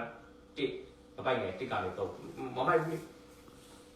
ကျွန်တော်တော်တော်ခက်တယ်နော်ကျွန်တော်ပြန်စာရေးဖို့တော့တောင်းစာရေးပြီးတော့ဖုန်းပိတ်ထားလိုက်ကြဗျာဒါတော့ကျွန်တော်ဖုန်းတစ်ကောင်မှဆက်တယ်ဗျာအဲ့တော့ကျွန်တော်တောက်ကြီးသွားတဲ့အချိန်ကကျွန်တော်နင်းနော်မင်းဘယ်တော့ရန်ကုန်ပြန်ရောက်မလဲကျွန်တော်တငယ်ချင်းတွေကတင်မောသားဖြစ်တာဟုတ်ငါတို့တငယ်ချင်းတွေပြန်ဆုံးချင်းနေသူတို့ကျွန်တော်နှစ်ပေါင်းများစွာရှာတယ်နဲ့တူတယ်လာရှိုးကယုံကြည်သူတယောက်ကကျွန်တော်မိမရဲ့ဖုန်းနံပါတ်ကိုတောက်ပေးတာကျွန်တော်လည်းယုံကြည်သူတော်တော်စိတ်ဆိုးတယ်ဗျာဘာကြောင့်လဲတော့မပြောတတ်ဘူးသူကအဲ့ပြီးတော့ဇာလန်းနေရှိတာပေါ့နော်ဆက်လာတော့မှအဲ့ဒါကျွန်တော်အိမ်ကိုဖုန်းဆက်ကျွန်တော်အိမ်ဟုတ်မဟုတ်ကျွန်တော်မိသားစုသူတို့မေးပြီးတော့မှကျွန်တော်မိမလည်းကျွန်တော်တကယ်ချင်းဆိုတော့ဟောလေအင်္ဂလိပ်စာတွေပါရှောက်ပြောဒါလည်းကျွန်တော်ဇနီးတွေတော်တော်လေးကျွန်တော်စူပြစ်တာအဲ့ဒါလည်းကျွန်တော် Facebook မှာလာအကြတယ်ဟာတော်တော်ဒုက္ခရောက်နော်ဟိုလက်မခံလို့လည်းမကောက်ဒါပေမဲ့ကျွန်တော်တို့လက်မခံချင်ဘူးလက်မခံချင်တော့ကျွန်တော်အကောင့်တစ်ခုတည်းမှာတခြားအကောင့်မှာကျွန်တော်လက်ခံတယ်ဗျာဒါပေမဲ့အဲ့အကောင့်ကျွန်တော်သုံးလည်းမသုံးဘူးဗျာသူတို့ဒီတိုင်းထားတယ်ဆိုတော့ပြောချင်တာကပြီးတယ်လေဒါကျွန်တော်စိတ်ထဲမှာပါခံစားလဲအဲ့ညစာစားဖို့ကျွန်တော်တဲ့ကျွန်တော်အပြစ်လိုပဲခံစားရတယ်ကျွန်တော်မသွားချင်ဘူးဘာလို့မူးယူတဲ့စကားစံတွေထဲမှာယူသေးမှုလေးစားမှုမရှိတဲ့လူအတိုင်းပိုင်းမှာကျွန်တော်ပြောဆိုမသွားချင်ဘူးလေခင်တာ10တန်းတော့ခင်တာဘာလို့10တန်းတော့ပေါင်းခဲ့တဲ့သူတို့နဲ့ပေါင်းခဲ့တဲ့အချိန်ကာလနဲ့ကျွန်တော်တင်းအောင်ဆရာဖြစ်တဲ့အချိန်ကာလကြည့်လိုက်တင်းအောင်ဆရာဖြစ်တာနှစ်30ရှိတော့မယ်လေအဲ့ဆိုတော့အရန်ကိုကြာသွားပြီဗျာအဲ့ကျွန်တော်ဘယ်လိုနည်းနဲ့မှလောကသားနဲ့ပေါင်းဖို့ကလုံးဝကျွန်တော်တို့ကရတာလုံးဝမရှိတော့အဲ့ကြောင့်ကျွန်တော်ခဏပြောသလိုကျွန်တော်မြင်ရသူတို့ကအခုထိတော့စိတ်ဘာကျွန်တော်တို့ group တွေဖွဲ့ပြီးကျွန်တော်ထည့်ထားတယ်ကျွန်တော်ဘာမှမလုပ်ဘူးအဲ့ထဲမှာကျွန်တော်စာလည်းဝင်မရေးဘူးကျွန်တော်တို့ကဟိုလာရှုံးမှာ10တန်းတက်ခဲ့တဲ့အဖွဲ့တွေထဲမှာကျွန်တော်ထည့်ထားလိုက်တယ်ဗျာအမှတာရေးနာရေးကိစ္စရှိကျွန်တော်တို့ဟိုနေမလုပ်ဘာလို့မလားအတူမတူလားသူတို့စကားဝိုင်းထဲမှာကျွန်တော်ရောက်သွားရင်သူတို့ပြောမဲ့ဟာတွေကျွန်တော်တော်တာဘယ်လိုလဲညင်စေချင်းမပြောမလားလောကသားတွေလည်းမိတ္တာရဖွဲ့မှာသူတို့ပြောတဲ့စီးပွားရေးကိုကိစ္စဒီကိစ္စတော့နားမထောင်ချင်ဘူးပြောရင်တရားဝိုင်းရတော့မျိုးပေါ့ဆိုတော့တခါကျရင်ဒီဟာလေးကျွန်တော်တို့အသက်တာနော်တော်တော်လေးဆွဲချတဲ့ဟာတွေပဲကျွန်တော်အဲ့လူတွေအတွက်လည်းကျွန်တော်အချိန်မပေးချင်ဘူးပဲပြောမှဆိုတော့ကျွန်တော်ရဲ့တန်ဖိုးရှိတဲ့အချိန်တွေကိုတစ်ခုတော့ရှိတယ်အေးဝင်လေးဝင်လာဝင်လာဆိုတော့ကျွန်တော်သွားမယ်ဗျာအေးဝင်လေးမဝင်လာပဲတဲ့သူတို့ရဲ့အလာပါတလာပါကျွန်တော်ခုနေစိတ်ဝင်စားဘူးဒါကြောင့်ကျွန်တော်ဘာလုပ်လဲ no ကျွန်တော်ညံ့တယ်ဘာလို့တကယ်စားကောင်းတော့ကောင်းလေဟိုတယ်ကြီးမှာသူတို့ပတ်ဆက်ရမ်းချမ်းသာတယ်ကျွန်တော်တကယ်ချင်းတွေကကုမ္ပဏီတွေထောင်ထားတာမှအများကြီးပဲဒါပေမဲ့ခုနပြောသလိုလောကသားနဲ့ဖရာသားကဘလို့မှလက်ချင်းကန်ပြီးတော့ရှင်တွဲလျှောက်လာလို့ဆိုတော့ဘလို့မှဖြစ်နိုင်ကျွန်တော်ငါ့ကိုတွေ့ချင်ရင် YKK ကိုကြည့်ဦးဆိုင်မှာလာတွေ့လို့ရတယ် KFC ချက်ကျော်ဆိုင်မှာဒါပေမဲ့ငါ့ကိုတွေ့ချင်နေ့အချိန်ပဲရွေးပါညမှာလုံးဝမထွက်ဘူးတည့်တယ်ညဆိုတာတကယ်ကောင်းတယ်မဟုတ်ဘူးလေတော့ဘယ်လိုကောင်းလဲအဲ့လောကသားကြားထဲမှာတစ်ခေါက်တစ်ချိန်ခွင့်ပြုရင်နှစ်ချိန်လာမယ်နှစ်ချိန်ခွင့်ပြုရင်သုံးချိန်လာမယ်တော့အဆင့်တက်လာမယ်တဖြည်းဖြည်းနဲ့ကျွန်တော်ပြောစမ်းဒါလေးပဲကြည့်ဘာမှမဟုတ်ဘူးတော့ဒါလေးလေသာရမဏကကျွန်တော်အသက်တာထဲမှာအပြည့်ရဲ့ဝင်ပေါက်တစ်ပေါက်နေတယ်ဘာလို့လဲမလန် ဟုတ်တယ်ကျွန်တော်တော့စိတ်လေးခေါင်းအေးပါအေးတာဘာမှဒါလေးခေါင်းထဲအကုန်ထုတ်တယ်ဆိုတော့ကျွန်တော်ပြောချင်တာကအပြစ်ကြောင့်အာခတ်မင်းဒီဖျားကိုဆုံးခဲ့တယ်နံပါတ်2အုပ်စုကြည့်အောင်နံပါတ်2အုပ်စုကတော့ထူးခြားတယ်ဖ ရားကြောင့်အပြစ်ကိုစွန့်သူများ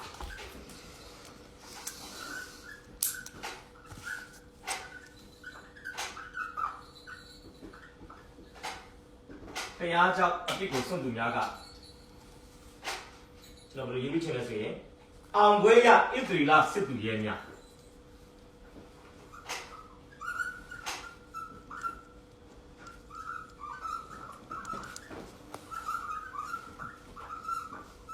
ရိုးစစ်သူရဲမဟုတ်ဘူးနော်စစ်မြေပြင်မှာစစ်နိုင်တာနဲ့စစ်သူရဲတွေဖြစ်တယ်အမှာ600ခန်းကြီး25 6ရက်10ရက်13ရက်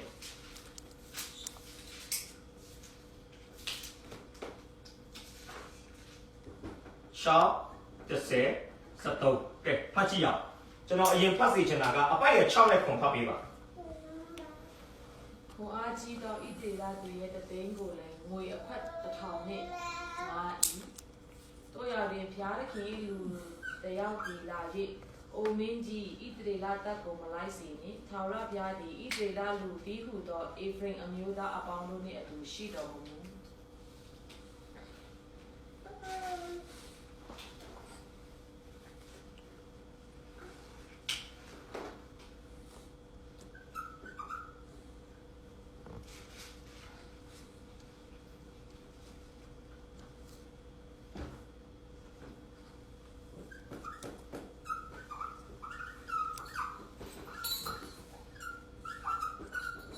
အပြစ်ကျူးလွန်ခြင်း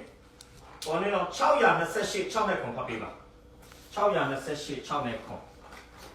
တဖန်ဣသေလရှင်ဘုရင်လက်သို့အပ်တော်မူသည်ထိုရှင်ဘုရင်ယေမလိသားပေကသည်ဇန်တန်းစွာလောက်ကြံ၍ရဲရင်တော်ယူဒအမျိုးသား3,200ကိုတနေ့ချင်းတွင်တက်လေ၏အကြောင်းမူကားသူတို့သည်ဘိုးဘေးတို့၏ဘုရားသခင်ထာဝရဘုရားကိုစင်ကြသည်ခွန်အားကြီးသောအေဖရိမ်သားဇိခရိသည်ရှင်ဘုရင်သားမာတေယနန်းတော်အုပ်အာဇရိကန်ရှင်ဘုရင်နောက်ဒုတိယမင်းဧလကာနာကိုတတ်၏ဟုတ်ပြီခဏလေးကျွန်တော်ရှင်းပြချင်တာလေးရှိတယ်ခဏတော့ဖတ်သွားပြီးသားဖြစ်ပါတယ်600အခန်းကြီး25မှာအဲ့ဣသရေလလူမျိုးတွေရဲ့အကျင့်စရိုက်ကိုကျွန်တော်နည်းနည်းလေးပြောချင်တာသူတို့ဒီအခကျင်းတွေယူပြီးတော့ဒီနိုင်ငံတွေကအကူအညီတောင်းရင်စစ်လိုက်တိုက်တယ်ကြေးစားတွေကိုပြောမယ်ဆိုရင်ဒီနေ့မှာအခုအဖြစ်ပြမဟုတ်ဘူးနော်625ဆိုတာနည်းနည်းလေးတော့ကန်းတယ်600ခန်းကြီး25မှာဘာကိစ္စဖြစ်လဲဆိုရင်အာမဇိလို့ခေါ်တဲ့ယူဒရှင်ပြန်ကျွန်တော်မြင်တယ်အာမဇိသည်ဘဒုရဲ့သားတော်လဲဆိုရင်ယောရှုဖတ်ရဲ့သားဖြစ်ပါတယ်အဲ့ဒီ ယောရှရဲ့သားဖြစ်တယ်အဲ့ဒီအာမဇိဒီဘာဖြစ်ခဲ့လဲဆိုရင်သူ့လက်ထက်မှာအေဒုံနိုင်ငံနဲ့စစ်တိုက်ဖို့ဖြစ်တဲ့အခါမှာသူ့ရဲ့ယူဒစစ်သူရဲများအပြင်ဣသရေလစစ်သူရဲတသိန်းကိုငွေခွက်1000နဲ့မလုပ်နဲ့ငါတော့ဘုရားမကြိုက်ဘူးဘုရားမလိုက်ခိုင်းနဲ့ဣသရေလစစ်သူရဲကိုစစ်ပွဲထဲမှာမင်းတို့မခေါ်နဲ့ကျွန်တော်ဣသရေလစစ်သူရဲအဲ့ခေတ်ကလေးကဘာဖြစ်လဲနာမည်ဆိုးနဲ့ဘာဖြစ်လဲအဲ့သူကဘာလုပ်လဲစစ်မတိုက်ခင်မှာဘုရားစကားအတိုင်းမင်းတို့ပြန်တော့လို့ပြောလိုက်တာတကယ်ဆိုဝမ်းသာမှာနော်ဘာလို့လဲပတ်စံလကဒီခေတ်နဲ့ဆိုရင်ကိုယ့်ကိုဇက်ကကိုငါပြီးဇက်ကြီးပေးပြီးတော့မှဇက်မကခိုင်းလို့ပတ်စံရတယ်ဗျာကိုကစိတ်ဆိုးတယ်ဘာလို့စိတ်ဆိုးလဲသူတို့ခေတ်မှာတော့ကစစ်တိုက်သွားလို့စစ်နိုင်ရင်စစ်ပွဲကရလာတဲ့ပစ္စည်းတွေလည်းဘာလို့အောင်လဲရအောင်ကျွန်တော်စစ်ပွဲကရတော့ပစ္စည်းတွေစစ်တိုက်ဖို့ရငှားရတဲ့ပတ်စံထက်တော့ပုံများနိုင်တယ်ဗျာအားကြောင့်အဲ့ဒီဖွဲ့တွေကဒေါသထွက်တယ်ဒေါသဆိုတာအိမ်ကိုရိုးရိုးမပြန်ဘူးဗျဘာလို့လဲအပိုက်ငယ်73ဖတ်ပေးပါယူဒလူမျိုးတွေကိုတတ်ပြီးမှပြန်တာဒီကောင်တွေဘယ်လောက်ဆိုးလဲဆိုတာ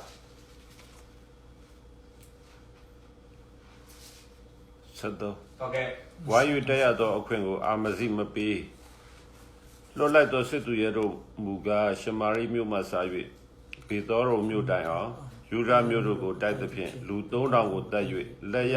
ဥစ္စာအများကိုသိမ်းသွားကြ၏မင်းတို့ငါတို့ကိုစစ်ပွဲထဲလိုက်ခိုင်းပြီးအေဒုံပြည်ကိုမလုတ်ကြံခိုင်းမှတော့မင်းတို့တိုင်းပြည်ကိုငါတို့တိုက်ပြီးမှပြန်မယ်ကွာဘာလို့လဲဘယ်တော့မှရိုင်းနေစကားကြီးအဲ့ချိန်မှာအာမဇီကတော့ကျွန်တော်ရှင်နေအေဒုံပြည်နယ်မှာစစ်သွားတိုက်နေတယ်အေဒုံတိုင်းပြည်မှာနောက်တန်းမှာကြံခဲ့တဲ့ဒီတသိန်းကအေးစစ်အိမ်မပြန်ဘူးပြဘာလို့လဲငွေခွက်1000ယူပြီးအိမ်ပြန်ပြီးမပြန်ဘူးဘာလို့လဲ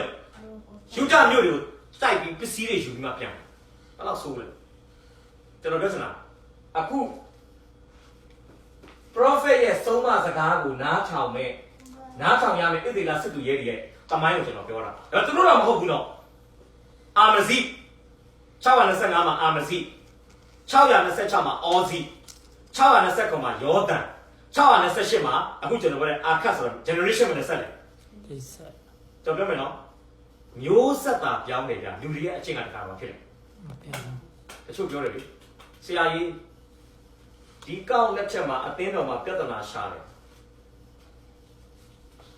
ဒါနိုင်ငံခြားမှာဖြစ်တာပါမလေးရှားမှာသူ့အဖေလက်ချက်လဲဗမာပြည်မှာဒီတိုင်းပဲအဖေနဲ့သားအတူတူပဲတချို့ကအဲ့လိုပြောတာရှိတယ်ကျန်တာလည်းမအေဖရင်းကြီးကြည့်လေဒီတော်လက်ချက်မှာဒီတော်စစ်တိုက်တဲ့အခါမှာစစ်တိုက်သွားမယ်ဆိုပြီးတော့ဘုံဘုံတဲ့ခါမှာအေဖရင်တယောက်မှမထွက်လာဘူးနော်စစ်ပွဲလဲနိုင်နိုင်တော့ဟူဝါနဲ့ရောက်လာတယ်ငါတို့ဘာလို့မခေါ်တာလဲဒီတော်လည်းရမ်းတော်တယ်နော်ငါကစစ်တိုက်တယ်ဆိုပေမဲ့တာမန်စစ်သားလေးတွေပဲတိုက်တာပါမင်းတို့ကတော့အရာရှိကြီးတွေဘာလို့လဲမင်းကြီးမင်းသူကအဲ့ဟိုကောင်ကမြောက်ပြောရင်ရမ်းကြိုက်တာကြအေဖရင်ကလည်းနည်းနည်းမြောက်လိုက်တယ်ဘာလို့လဲကျင်းတတ်ပြီးပြန်သွားတာအဲ့ဒီအေဖရင်ကတရားသူကြီးဂီတောင်လက်ထက်မှာအဲ့လိုဝူဝါလုပ်တယ်လို့တရားသူကြီးရေဖတ်လက်ထက်တရားသူကြီးမဆာခန်းကြီး7ရောက်တယ်မလာပြန်တော့ရေပတာစစ်တိုက်တဲ့အခါမှာတကယ်တော့မလာပါဘူးခေါ်ပါလိမ့်မယ်စစ်နိုင်နေနိုင်ရောယော်ဒန်မြစ်ကိုကူသူများပြဿနာရှာချင်တာပါတကူတကယော်ဒန်မြစ်ကြီးကိုကူပြီးသူတို့နေတာယော်ဒန်မြစ်အနောက်ချမ်းမှာနေတာရေပတာရှိတာယော်ဒန်မြစ်အရှေ့ချမ်းအနောက်ချမ်းကဘေးအေဖရင်လူတွေကသူများကိုပြဿနာရှာချင်တဲ့အတွက်ကြောင့်အရှေ့ချမ်းပြီးရောက်လာပြီးရေပတာဘာလို့လဲငါတို့ကိုဘာလို့အဖိုးဘိုးဘေးနေနဲ့အရန်တူတယ်ဗျဘိုးဘေးတွေတော့ကလည်းခေါ်ရင်မလာဘူးသူများနိုင်ရင်ပြဿနာလာရှာတယ်အခုလည်းဘာလုပ်လဲရေပတာကိုအိမ်ထဲမှာတွန်းထည့်ပြီးမီးရှို့မယ်ပါမယ်လုပ်တာရေပတာအရန်စိတ်ဆိုးတော့ဘာလုပ်လဲတာအဲ့မှာဂိလတ်ပြည်သားတွေကတကယ်တော့ရူဘင်ကမနာရှိတဝက်ကနည်းနည်းတွေးနှောတာဂိလတ်ပြည်သားတွေကိုယော်ဒန်မြစ်အနောက်ကဂျူးတွေကမျိုးမစစ်တွေလို့ခေါ်တာကာပြားတွေများတာသူတို့လည်းနာကြီးတယ်နဲ့တူတယ်တွေ့လို့ရှိရင်မင်းတို့ဘာပဲပီရလဲဂိလတ်ပီရဂိလတ်ပီရဆိုတော့မျိုးမတတ်တဲ့ကောင်တွေဒါမျိုးပေါ့အိမ်တော်ကြီးနဲ့ပတ်သက်လို့အဲ့ဒါနာကြီးတာများလာတော့အခုလဲနာကြီးတဲ့ဂျားထဲမှာအနိုင်ကျင့်ခံတဲ့ဂျားထဲမှာလာပြီးပြဿနာရှာတော့ဘာလို့လဲတတ်စီဘာလို့လဲကဒိုးစိတ်တွေမှာလှေစီးတဲ့နေရာတွေလေတာမန်စိတ်တွေမှာစစ်တပ်နဲ့ပိတ်ပြီးတော့မှအေဖရိန်တွေကိုတတ်တယောက်ကထွက်ပြေးတယ်မိတော့လိန်တယ်ဗျကျွန်တော်အေဖရိန်မဟုတ်ပါဘူးဒါဆိုရှီဘောလက်ကိုပြောမပြောတတ်ဘူးတိဘောလက်လို့ပြောတာရှီဘောလက်ကိုပြောတိဘောလက်အတာမထွက်တတ်ဘူးလေအဲ့ဒါခံရကျွန်တော်ပြောချင်တာပါလေဖေဖိုးအေဖရိန်တွေပြဿနာရှာတတ်တယ်လို့တာငင်းအေဖရိန်တွေလည်းမလုပ်လဲအခုလည်းကျွန်တော်ပြောချင်တာဣသေလလူမျိုးရဲ့အကျင့်ကအယမ်းရက်ဆက်တယ်အယမ်းကြမ်းကြုတ်တယ်တခုခုလုံးရင်အရှိန်အဟုန်နဲ့မလုပ်လဲသူတို့ကဒီခေတ်စကားတွေဝုန်းဒလာမပြောနဲ့တာသူတို့ကစစ်တိုင်းလည်းဝုန်းဒလာမပြောနဲ့ဘာမှနားထောင်လားအခုသူတို့ကစောစောတုန်းကလူ3000ကိုတတ်သွားတဲ့သူတွေကအောင်ပွဲမရဘူးတော့စစ်မတက်ရဘဲနဲ့ပြန်တာအခုကအောင်ပွဲရဆိုဘာဖြစ်နေလဲမာနကနှစ်ထင်လောက်ရောက်နေပြီဗျပြောမစို့လူကသိတဲ့အတိုင်းပဲနော်အောင်မြင်မှုရပါရင်ဘာဖြစ်နေလဲအရှိန်ရှိတယ်အရှိန်တက်နေတဲ့အချိန်ပြန်လာအဲ့ပြန်လာလူဘာပြောရတာလဲမင်းတို့ဖမ်းလာတဲ့လူ2သိန်းကိုပြန်လွှတ်ပေးပါလို့ပြောတာစောစောကစစ်တိုက်မလိုက်ပါနဲ့လို့ပြောတာတော့ဒါတော့စိတ်ဆိုးတဲ့လူတွေအခုလိုများလူ2သိန်းကိုပြန်လွှတ်ပေးပါဆိုဘာဖြစ်နိုင်လဲပြောတဲ့ prophet ကိုလည်းမလုပ်နိုင်လဲအသက်အန္တရာယ်ဒီလူတွေကတခုတော့ကောင်းတယ်ဗျနှုတ်ကပတ်တော်နားခံတာတွေ့ရတယ်အဲ့မှာကျွန်တော်ကြည့်ရအောင်တို့အပြည့်ကျူးလွန်ခြင်းကဘာလုပ်လဲကြမ်းတမ်းစွာလုပ်ကြံ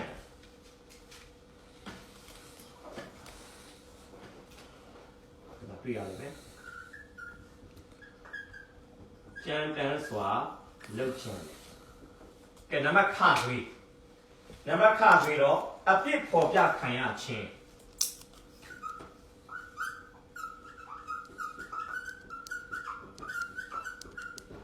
ဘလို့ပေါ်ပြခံရလဲကြည့်အောင်အပိုင်ငယ်9ကနေ17 628နော်9ကနေ17 628 9ကနေ17အပိပါအော်တဲ့အမည်ရှိသောထာဝရဘုရား၏ပရောဖက်တစ်ပါးရှိ၍ရှမရိမြို့သို့ပြန်လာသောတပ်ကိုစီးကြိုလက်ဘိုးဘေးတို့၏ဘုရားသခင်ထာဝရဘုရားသည် ယူဒပြည်ကိုအမျက်တော်ထက်သောကြောင့်တင်တို့လက်၌အတော်မူသည်ဖြင့်တင်တို့ဒီမိုးကောင်းကင်တို့ထိသောဒေါသအမှုနှင့်သူတို့ကိုတိုက်ကြပြီတကားယခုတွင်လည်းယူဒပြည်သူယေရုရှလင်မြို့သားယောက်ျားမိန်းမတို့ကိုအစေခံကျွန်လုပ်၍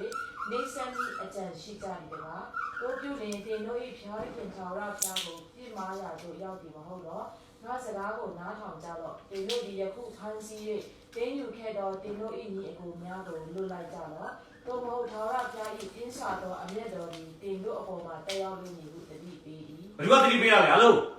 bro prophet အဲ့ prophet တော့ကျွန်တော်ရန်ကိုချီကျူးတယ်အဲ့ဒီခေတ်တော့ prophet ပြုတ်တယ်ကဘဝနဲ့ဘာလို့ရတာလဲပေးနိုင်တယ်တခါကပါရိုက်ခံရတယ်ထောင်ထဲမှာထည့်ခံရတယ်အခမသိရင်အသက်အန္တရာယ်တော့မလုပ်ဘူးသူတို့တတိရှိရနော်ကျွန်တော်ဒီခေတ်ကျွန်တော်ဆိုဘာလုပ်လဲဒီခေတ်ဆိုရင်ကာလာဒေတာအကန်တန်တန်ကြည့်ဘာလုပ်လဲအရန်ရဘာမလုပ်ရဘူးလေမပြောရဘူးကျွန်တော်ပြောရတယ်နော်ကျန်တာမှာပါလေအဝိမဝိပဲနဲ့သွားဆိုဘာလုပ်ရလဲတချမ်းနဲ့အိပ်ရမယ်ဆိုလည်းအိပ်ရတယ်ဗျာပြီးရင်ကိုမိမတည်ရင်လည်းအတန်မထွက်ရဘူးဝမ်းတော့နေလို့ရတယ်ဘာလို့လဲစဉ်းစားကြည့်နောက်ပြည်စာမယူဆိုလည်းဘာလို့လဲဟောရှိဆိုတဲ့အမှုတော်ဆောင်လူပြိုနုနုထွတ်ထွတ်လေးကလူတကာနဲ့အိတ်နေတဲ့ပြည်စာမယူဘာလို့လဲမိမယူတဲ့ကိစ္စမရှိဘူးဘယ်ယောက်ျားနဲ့ရမှန်းမသိတဲ့ကလေးတွေပါအစ်စ်ပါလာတယ်ပြီးတော့ကိုနဲ့ယူပြီးတော့တခါဖောက်ပြန်အောင်ပြည်စာတန်းပြန်ရောက်တခါဘာလို့လဲပြန်ရွေးဝယ်ရတယ်စဉ်းစားကြည့်ဟောရှိနေရာမှာနေကြည့်ဘာဖြစ်လဲဒီခေတ်ဆိုဘာပြောလဲဖျားသခင် AIDS ပါဖြစ်လဲခုနေပါဦးမယ်ပြောပါဖျားသခင်ဒီမိမကြီးကပါမိမကြီးမှလည်းမသိဘူးကျွန်တော်တို့ဘာဖြစ်လဲဘလို့ပါလဲကိုတော့မုတ်ဆိုးမတစ်ခုလက်လောက်ဆိုတော့တော်ပါသေးတယ်သူကဘာလဲပြည်စာဆိုတော့စဉ်းစားကြည့်လေတဲ့ဖျားလူတွေကဖျားခိုင်းပါဖြစ်လဲတော့မငြင်းဘူးတော့သူတို့ရဲ့စကားအနံ့ချင်တော့ကျွန်တော်ရန်သဘောချအခုဒီမှာလဲဘာလုပ်လဲ prophet order စဉ်းစားတော့အောင်ဘွေရအစ်တေလာစစ်သူရဲတွေကမာမာနာထောင်သွားနေတာတော့ပြောချင်သူတို့သွေးကြွစစ်သွေးကြွတွေကစစ်သွေးကြွတွေကိုနှုတ်ကပတ်တော်နဲ့အမှားပြင်ပေးရတာတော်ပါပြီစိတ်ကြတဲ့လူကိုနှုတ်ကပတ်တော်နဲ့ပြုတ်ပြင်တာနည်းနည်းတော်သေးတယ်ဗျကြားတဲ့လူကိုဆွဲတင်တာမလွယ်တယ်ကြွတဲ့လူကိုဆွဲချတာမလွယ်ဘူးရန်ကုန်မှာကျွန်တော်အသိတယောက်ရှိတယ်သူတို့မောင်နှမကတော့မာနအရင်ကြီးတယ်တခါကျွန်တော်ဖုန်းဆက်တယ်ဆရာကြီးကျွန်တော်အရင်စိတ်ကြနေတယ်ဘာလို့လဲကျွန်တော်ဒီအပတ်ထက်မှာ300 9သိန်းပဲကြံတော့တယ်ဆိုတော့အရင်ကြီးချင်တာအော်မင်းက9သိန်းကြံလို့စိတ်နေတယ်ငါမှ9တောင်းတော့မရှိဘူးကွာတချို့အဲ့လိုရှိရနော်9သိန်းပဲကြံလို့ဆရာကျွန်တော်အရင်စိတ်ညစ်နေတယ်ဆရာဘယ်လိုလုပ်ရမလဲမနေ့ဆိုရင်တော့ကျွန်တော်ဖုန်းဆက်လာဘယ်လိုကြံပေးရမှန်းတော့မသိတော့9သိန်းကြံလို့စိတ်ညစ်တယ်ဆိုတော့ပတ်ဆိုင်ရသုံးတယ်တပတ်ကိုသိန်း30လောက်မဟုတ်ဘူးရတယ်နဲ့တူတယ်ဟုတ်ပဲသုံးတယ်ပတ်ဆိုင်ရသုံးတယ်ဆိုတော့အဲ့တော့သူ့မောင်နှမလည်းသူ့ဘယ်လိုခေါ်လဲဆိုရင်ကျမတို့မောင်ကစိတ်ကြွတဲ့ယောဂစိတ်ကြတဲ့ယောဂဘုံနော်စိတ်ကြွဒါလည်းယောဂထဲမှာပါတယ်နော်စိတ်ကြတာကဘယ်ကတော့ဆွဲတင်လို့ရတယ်ဗျစိတ်ကြွတာကဆွဲချဖို့တော့ခက်တယ်နော်သူ့အဖေကပြောတယ်ဒါကြီးမင်းအိမ်အလုပ်လေးပါလေးဝိုင်းလို့အောင်လေးတပြက်စီးလေးပါလေးလဲပကံလေးပါလေးစီပါထွက်တယ်အဖေအပမိုက်ကယ်အိုဝင်တပြက်စီလဲလားဒီဘက်ခံပကံစီလားဘာပြောမှမသိတော့အနေနဲ့ဘောလုံးအင်ကြီးဝတ်တယ်လေချက်စီတဲ့ကနာကိုကြည့်မယ်လို့အဲ့ချက်စီအင်ကြီးမန်ယူဆိုမန်ယူယူအပေါ်စားမဟုတ်ဘူးတော့တကယ်သသိန်းကျော်2သိန်းလောက်ပြတဲ့ original အင်ကြီးတွေဝတ်တာနော်အဲ့ဒါစိတ်ကြွရရောပါအခုဒီကောင်စိတ်ကြွနေတယ်နော်စိတ်ကြွတဲ့လူကတော်တော်ခက်တယ်နော်နေဘုကနေစားလို့စိတ်ကြွတာပဲလေဒီကဘယ်ချိန်မှာစိတ်ကြွလဲအရင်ချိတော့ခံရနေတာဖြစ်တယ်အဲ့ဒါတော်လေးကိုထိမ့်မနိုင်သေးမရစိတ်တက်ကြတယ်လို့လောက်ကတော့တော့ဆွဲချူလို့ရနိုင်တယ်ဗျာတို့လုံးဝဘုံဘုံလေးနေတဲ့သူတွေဒါပေမဲ့စိတ်ကြွတယ်လို့တော့မလွယ်တော့ဘူးနော်ဒါဘာမှမျက်စိရှိမှဖျားပါပြောသွားတာလေအဲ့လူတွေကဖျားပြောက်တဲ့လူကလောက်ကတော့လည်းသွားပြောရတာဘာဖြစ်လဲဟုတ်ဒီကောင်ကအောင်ပွဲကျွန်တော်တက်ထားတာလည်းမဟုတ်ဘူးအောင်ပွဲရဆိုတာသူ့နှလုံးသားအရင်မြင့်နေပြီလားဘာတွေပါလာလဲစစ်တုံးမန်းနေဆွဲခေါ်လာတာချိုးတွေတုတ်ကြောင်စင်တဲ့လက်ထိပ်တွေခတ်ပြီးတော့မှ တကယ်ဖက်နဲ့မပါဗျာအဝိစာဆုပ်ပြနဲ့တကယ်တော့အချင်းချင်းတော့ဘာသာစကားတူတယ်စစ်တိုက်ပြီးတော့ယူလာတာပြီးရင်အိမ်မှာဘာလို့တော့မကြောက်စင်းနဲ့ကျုံစည်းကမှရောက်မှာနော်ကျွန်တော်နဲ့စစ်သားယာတုငယ်ရင်တော့တယောက်လောက်ပဲရမယ်ယာတုကြည့်အရာရှိအိမ်ဆိုရင်900လောက်ဖြစ်မယ်ဒါတို့ဒါတွေဘာလို့မလဲသူပြဿနာကလုံးမှာဖေအော်တက်တော့ပြောအော်တက်ကဘယ်လိုပြောလဲအဲ့ဒီအေဖရီလူသားအကြီးအကဲတွေကိုပြောတယ်စက်ဖတ်ပေးပါစက်စတော့ ထိုအခါအေဖရင်အမျိုးသားအကြီးအကဲယောဟန်နန်သားအာဇရိမေရှိလမုန်သားဗေရခိရှလုံသားဟေဇကိဟာဒလေသားအမတာတို့သည်စစ်တိုက်ရာမှလာသောသူတို့ကိုစီးတား၍ဒီတို့တဲယူခဲ့သောသူတို့ကိုဤမြို့ထဲသို့မတွင်ရငါတို့ဒီထာဝရဘုရားကိုပြစ်မှားသည်အပြစ်ရင်းအပေါ်မှာထပ်၍ပြစ်မှားစေအောင်မည်လောမိဟုတင်တို့ကြံစီသည်တကားယခုတွင်ငါတို့အပြစ်ကြီးလာ၏ဣတေလအမျိုး၌ပြင်းစွာအမျက်တော်ထွက်လက်ရှိသည်ဟုဆိုသောကြောင့်ကဲ prophet order ကအေဖရီအမျိုးသားအကြီးအကဲတွေကိုပြောတယ်အကြီးအကဲတွေကဘယ်လိုပြန်ပြောလဲရှိရရဲ့အစင်စင်တော့ဒီလူတွေနဲ့ကျွန်တော်ချီးကျူးတယ်ဗျနောက်တော့ဘာလုပ်လဲဝန်ခံလားဝန်ခံပြီးဘာလုပ်လဲဟိုလူတွေကစစ်တုံးမန်းတွေဖမ်းလာပြီးတော့မှစိတ်ကူးရင်ထားမယ်ဗျာတို့ရဲ့အနာဂတ်ကိုဒီစစ်တုံးမန်းတွေကိုရောင်းစားရင်ဘယ်လောက်ရမလဲစသည်ဖြစ်ပေါ့အခုတော့တို့အိမ်မက်ကိုဘာလုပ်တာလဲရိုက်ချိုးတာနေ့ဒီလူတွေအကုန်လုံးပြန်လွတ်ဆိုတော့စဉ်းစားကြည့်လိုက်လေအဖိုးကပေးပြီးတော့ရက်ပေါင်းများစွာယူဒနိုင်ငံမှာတိုက်ခဲ့တဲ့စစ်ပွဲတွေဖမ်းလာတဲ့သူတွေကအလကားဘာလို့လဲမလိုတဲ့ကိစ္စဒါပေမဲ့တို့လောက်တာကျွန်တော်အရင်ချီးကျူးတယ်အပိုင်းနဲ့စနစ်73ပြီးသွားပြီလားစနစ်73ပြီးသွားပြီနော်ဆက်လေးဆက်ငါဖတ်ပေးပါစစ်သူရဲတို့သည်တိမ်ညွခဲ့သောလူများနှင့်လူယူခဲ့သောဥစ္စာများကိုမင်းတို့ရှိပရိသတ်တို့ရှိမှထားကြ၏အခက်ဆိုခဲ့ပြီးသောသူတို့သည်ထားလက်တိမ်ညွခဲ့သောသူတို့ကိုခေါ်၍အဝတ်မရှိသောသူတို့ကိုလက်ရဥစ္စာဖြင့်ဝတ်ဆင်စေကြ၏ရှင်ရင်းကိုစီးစေကြ၏စားသောက်စရာတို့ပေးကြ၏စီနှင့်လိမ့်စေကြ၏အားမရှိသောသူအပေါင်းတို့ကိုမြေပေါ်မှတင်၍တင်တို့ပေါက်ဖော်ရှိရာရေရခေါမြို့တီးဟူသောဆွန်ပလုံပင်မြို့တို့ပို့ပြီးမှရှမရိမြို့တို့ပြန်သွားကြ၏ဟုတ်ပြီရေရခေါမြို့ကကျွန်တော်မြင်တယ်ယူဒနိုင်ငံနဲ့ဣသရေလနိုင်ငံရဲ့နယ်စပ်မှာရှိနေတယ်အဲ့တော့တို့ဘာလုပ်လဲဒီကိစ္စဆိုရင်ဘာဖြစ်လဲရွှေလီမှာအခန်းခံထားတဲ့သူတွေကိုမူဆေကိုဘာလုပ်လဲပြန်လာပို့သူလိုမျိုးပဲနော်တို့ဘာလုပ်လဲအဝတ်မရှိတဲ့သူတွေကိုလက်ရဥစ္စာနဲ့ဝတ်ဆင်စေတယ်ဖဏမပါတဲ့လူကိုချင်းရင်းစီးစေတယ်ဗိုက်စာနေတဲ့သူတွေကိုစားတောက်เสียပေးတယ်ပြီးတော့စီနဲ့လိမ့်ပေးတယ်အားရှိသူပေါင်းတွေကိုလမ်းကွက်ကိုတော့လမ်းမလျှောက်နိုင်တော့တဲ့သူတွေကိုမြဲပေါ်မှာတင်ပြီးတော့ဘာလုပ်လဲဒီလိုခေါမျိုးမှာဘာလုပ်လဲတို့ဘာလုပ်တာလဲပြောမိမယ်အပြစ်ကြောင့်ဘုရားကိုဆွမ်းတာလားဘုရားကြောင့်အပြစ်ကိုဆွမ်းတာလားဘုရားကြောင့်အပြစ်ကိုဆွမ်းတာဒါကြောင့်စာလံ119အပိုက်နဲ့130ဖတ်ပေးပါစာလံ119အပိုက်နဲ့130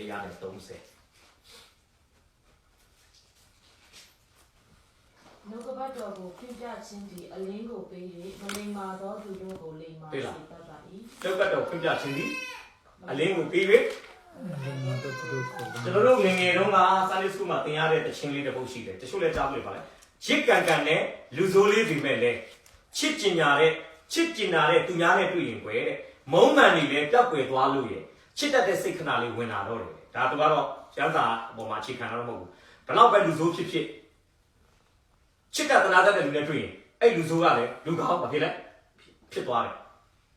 ဒီကျမ်းစာမှာတော့မပြောလဲနှုတ်ပတ်တော်ဖွင့်ပြခြင်းသည်အလင်းကိုပေးပြီးမလိမ္မာတော့သူဘာလို့လဲတကယ်လူရန်ကားတွေပါဒါလူရန်ကားတွေနှုတ်ပတ်တော်နဲ့တွေ့တဲ့အခါမှာဘာဖြစ်လဲလူရင်ချင်းဒါကြောင့်မိသားစုထဲမှာဘလောက်ဆိုးတဲ့လူပဲဖြစ်ဖြစ်ဘလောက်ကျန်တဲ့ကိစ္စမရှိဘူးသူ့ကိုနှုတ်ပတ်တော်ကများများကြားခိုင်းပါဘာဖြစ်နိုင်လဲနှုတ်ပတ်တော်သူ့ကိုအထဲကနေဘာပြောနိုင်လဲပြုပြကျမ်းစာမှာကြည့်ရအောင်တမန်တော်ရှင်ပေါလုဒီလည်းအတိတ်ကာလတုန်းကအဲ့လိုလူတစ်ယောက်ပါပဲတိမောသေဩဝါဒစာ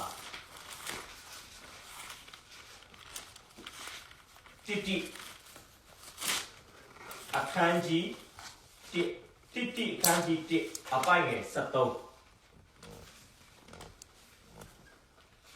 ငါဒီကျဲရဲ့တော်သူငင်းစေတော်သူကြမ်းကြုတ်တော်သူဖြစ်ဖူးတော်လဲတစ္ဆာရှိတော်သူဟု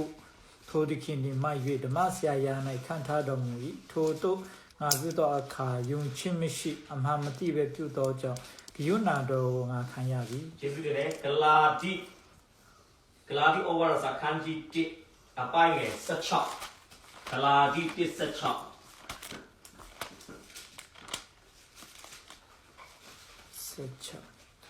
သားတော်ဤဧဝံဂေလိတရားကိုတပါအမျိုးသားတို့၌ဟောပြောစီမည်အကြောင်းမိမိအလိုတော်နှင့်အညီသားတော်ကိုငါအားဖော်ပြတော်မူသောအခါငါဒီအသွေးအသား၌တိုင်ပင်ခြင်းကိုမပြု တွေ့လား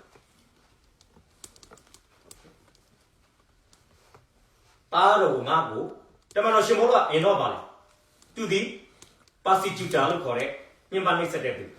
ဒါပေမဲ့ဓမ္မတမြို့သွားတဲ့လမ်းမှာနှုတ်ကပတ်တော်ဒီဟူသောယေရှုနဲ့တွေ့တဲ့အခါမှာပါစီကျူတာတယောက်ကဖီချာတယောက်ဖြစ်သွားတယ်ဟာလေလုယာ အာမင် ရှင်ပေါလုဒီယေရှုနဲ့မတွေ့ခင်မှာသူဒီမာဒရာလူတတ်သမားအရှင်ယေရှုနဲ့ဓမ္မတမြို့သွားတဲ့လမ်းမှာတွေ့တဲ့အခါမှာသူဒီမီနီစတာတယောက်ဖြစ်သွားတယ်အမှုတော်ဆောင်တယောက်ဖြစ်သွားတယ်ဒါဆိုရင်ပါလေနှုတ်ကပတ်တော်ဒီဟူသောခရစ်တော်ကသူ့ဘဝကိုဘာလို့စေတာလဲ ပြောင်းလဲစီ ဆောင်းနေစေတာဒါကြောင့်ဒီနေ့ပြောမယ်နော်ဘလောက်ဆူဆူဘလောက်ရန်ရန်ဘလောက်ကြမ်းကြမ်းနှုတ်ကပတ်တော်နဲ့လာပြီးတွေ့တာဒီလိုပါဖြစ်နိုင်တယ်ဟုတ်တယ်ဒါပြောတာစိတ်ကြွတဲ့ယောဂတွေလည်းနှုတ်ကပတ်တော်နဲ့တွေ့ရင်ပုံမှန်ပြန်ဖြစ်တယ်စိတ်ကြတဲ့ယောဂတွေလည်းနှုတ်ကပတ်တော်နဲ့တွေ့ရင်ပုံမှန်ပြန်ဖြစ်တယ်ကျမ်းစာပြောတယ်လေကိုထင်သည့်အတိုင်းလက်ပတ်စွာထင်ရမယ့်အကြောင်းယောမစနစ်အပိုင်းငယ်3ကပြောတာကိုထင်တာတစ်ချက်လည်းပုံမထင်နဲ့ထင်တဲ့နာထက်လည်းရောမထင်နဲ့ထင်တဲ့နာထက်လည်းပုံမထင်နဲ့ထင်တဲ့အတိုင်းထင်ဖို့ဆိုတာကဘာနဲ့တွေ့မှရမလဲ နှုတ်က လောက်ွက်တော်နဲ့တွေ့မှဖြစ်ပါဒါကြောင့်ဒီကုန်းချုပ်မယ်ဆိုရင်စွန့်ချင်တဲ့မျိုးရှိပါတယ်အတိတ်ကြောင့်ဘုရားကိုစွန့်တဲ့လူနဲ့ဘုရားကြောင့်အပြစ်ကိုစွန့်တဲ့သူဒီကျွန်တော်တို့ကိုမေးရအောင်အတိတ်ကြောင့်ဘုရားကိုစွန့်တဲ့လူလားဘုရားကြောင့်အပြစ်ကို ဆုံးတယ် စလို့ တခြင်းတစ်ပုတ်ရှိလေလိုက်လို့ပြေးတာလားပြေးလို့လိုက်တာလားကျွန်တော်လည်းအပြစ်ကြောင့်ဘုရားကိုစွန့်ပါလားဘုရားကြောင့်အပြစ်ကို ဆုံးပါ စွန့်ပါတကယ်ဘုရားလိုချင်တာအသိတော်တော်ကဘယ်လိုလုပ်လဲဘုရားကြောင့် ကြောင့်အပြစ်ကိုဆုံး အပြစ်ကိုစွန့်တဲ့သူတွေဘုရားအသိတော်ထဲမှာမလို့ချင်တာအပြစ်ကြောင့်ဘုရားကိုစွန့်တဲ့လူတွေဘုရားလုံးဝမလို့ချင်ပါဒါဘုရားသခင်ဒီနေ့တုတ်ပတ်တော်အဖြစ်သူ့ကြောင့်အပြစ်ကိုစွန့်တဲ့သူတွေကိုဘုရားသခင်နေ့စဉ်မွေးထုတ်နေတယ်ပြုစုပြုထောင်နေတယ်ဆိုတာသိပြီးတော့မှစွန့်ခြင်းတဲ့လူတွေကမင်္ဂလာရှိတဲ့စွန့်ခြင်းဖြစ်တဲ့ဘုရားကြောင့်အပြစ်ကိုစွန့်တဲ့သူတွေဖြစ်ဖို့ကျွန်တော်တုတ်ပတ်တော်အဖြစ်တိုက်တွန်းအားပေးဝင်လာကြပါတယ်။တရားဖဲမောဘုရားရှင်တုတ်ပတ်တော်အဖြစ်ကောင်းချီးပေးပါစေ အာမင် ။ခဏလေးဆုတောင်းရအောင်နော်။အဖဘုရားကိုရောကိုကြည်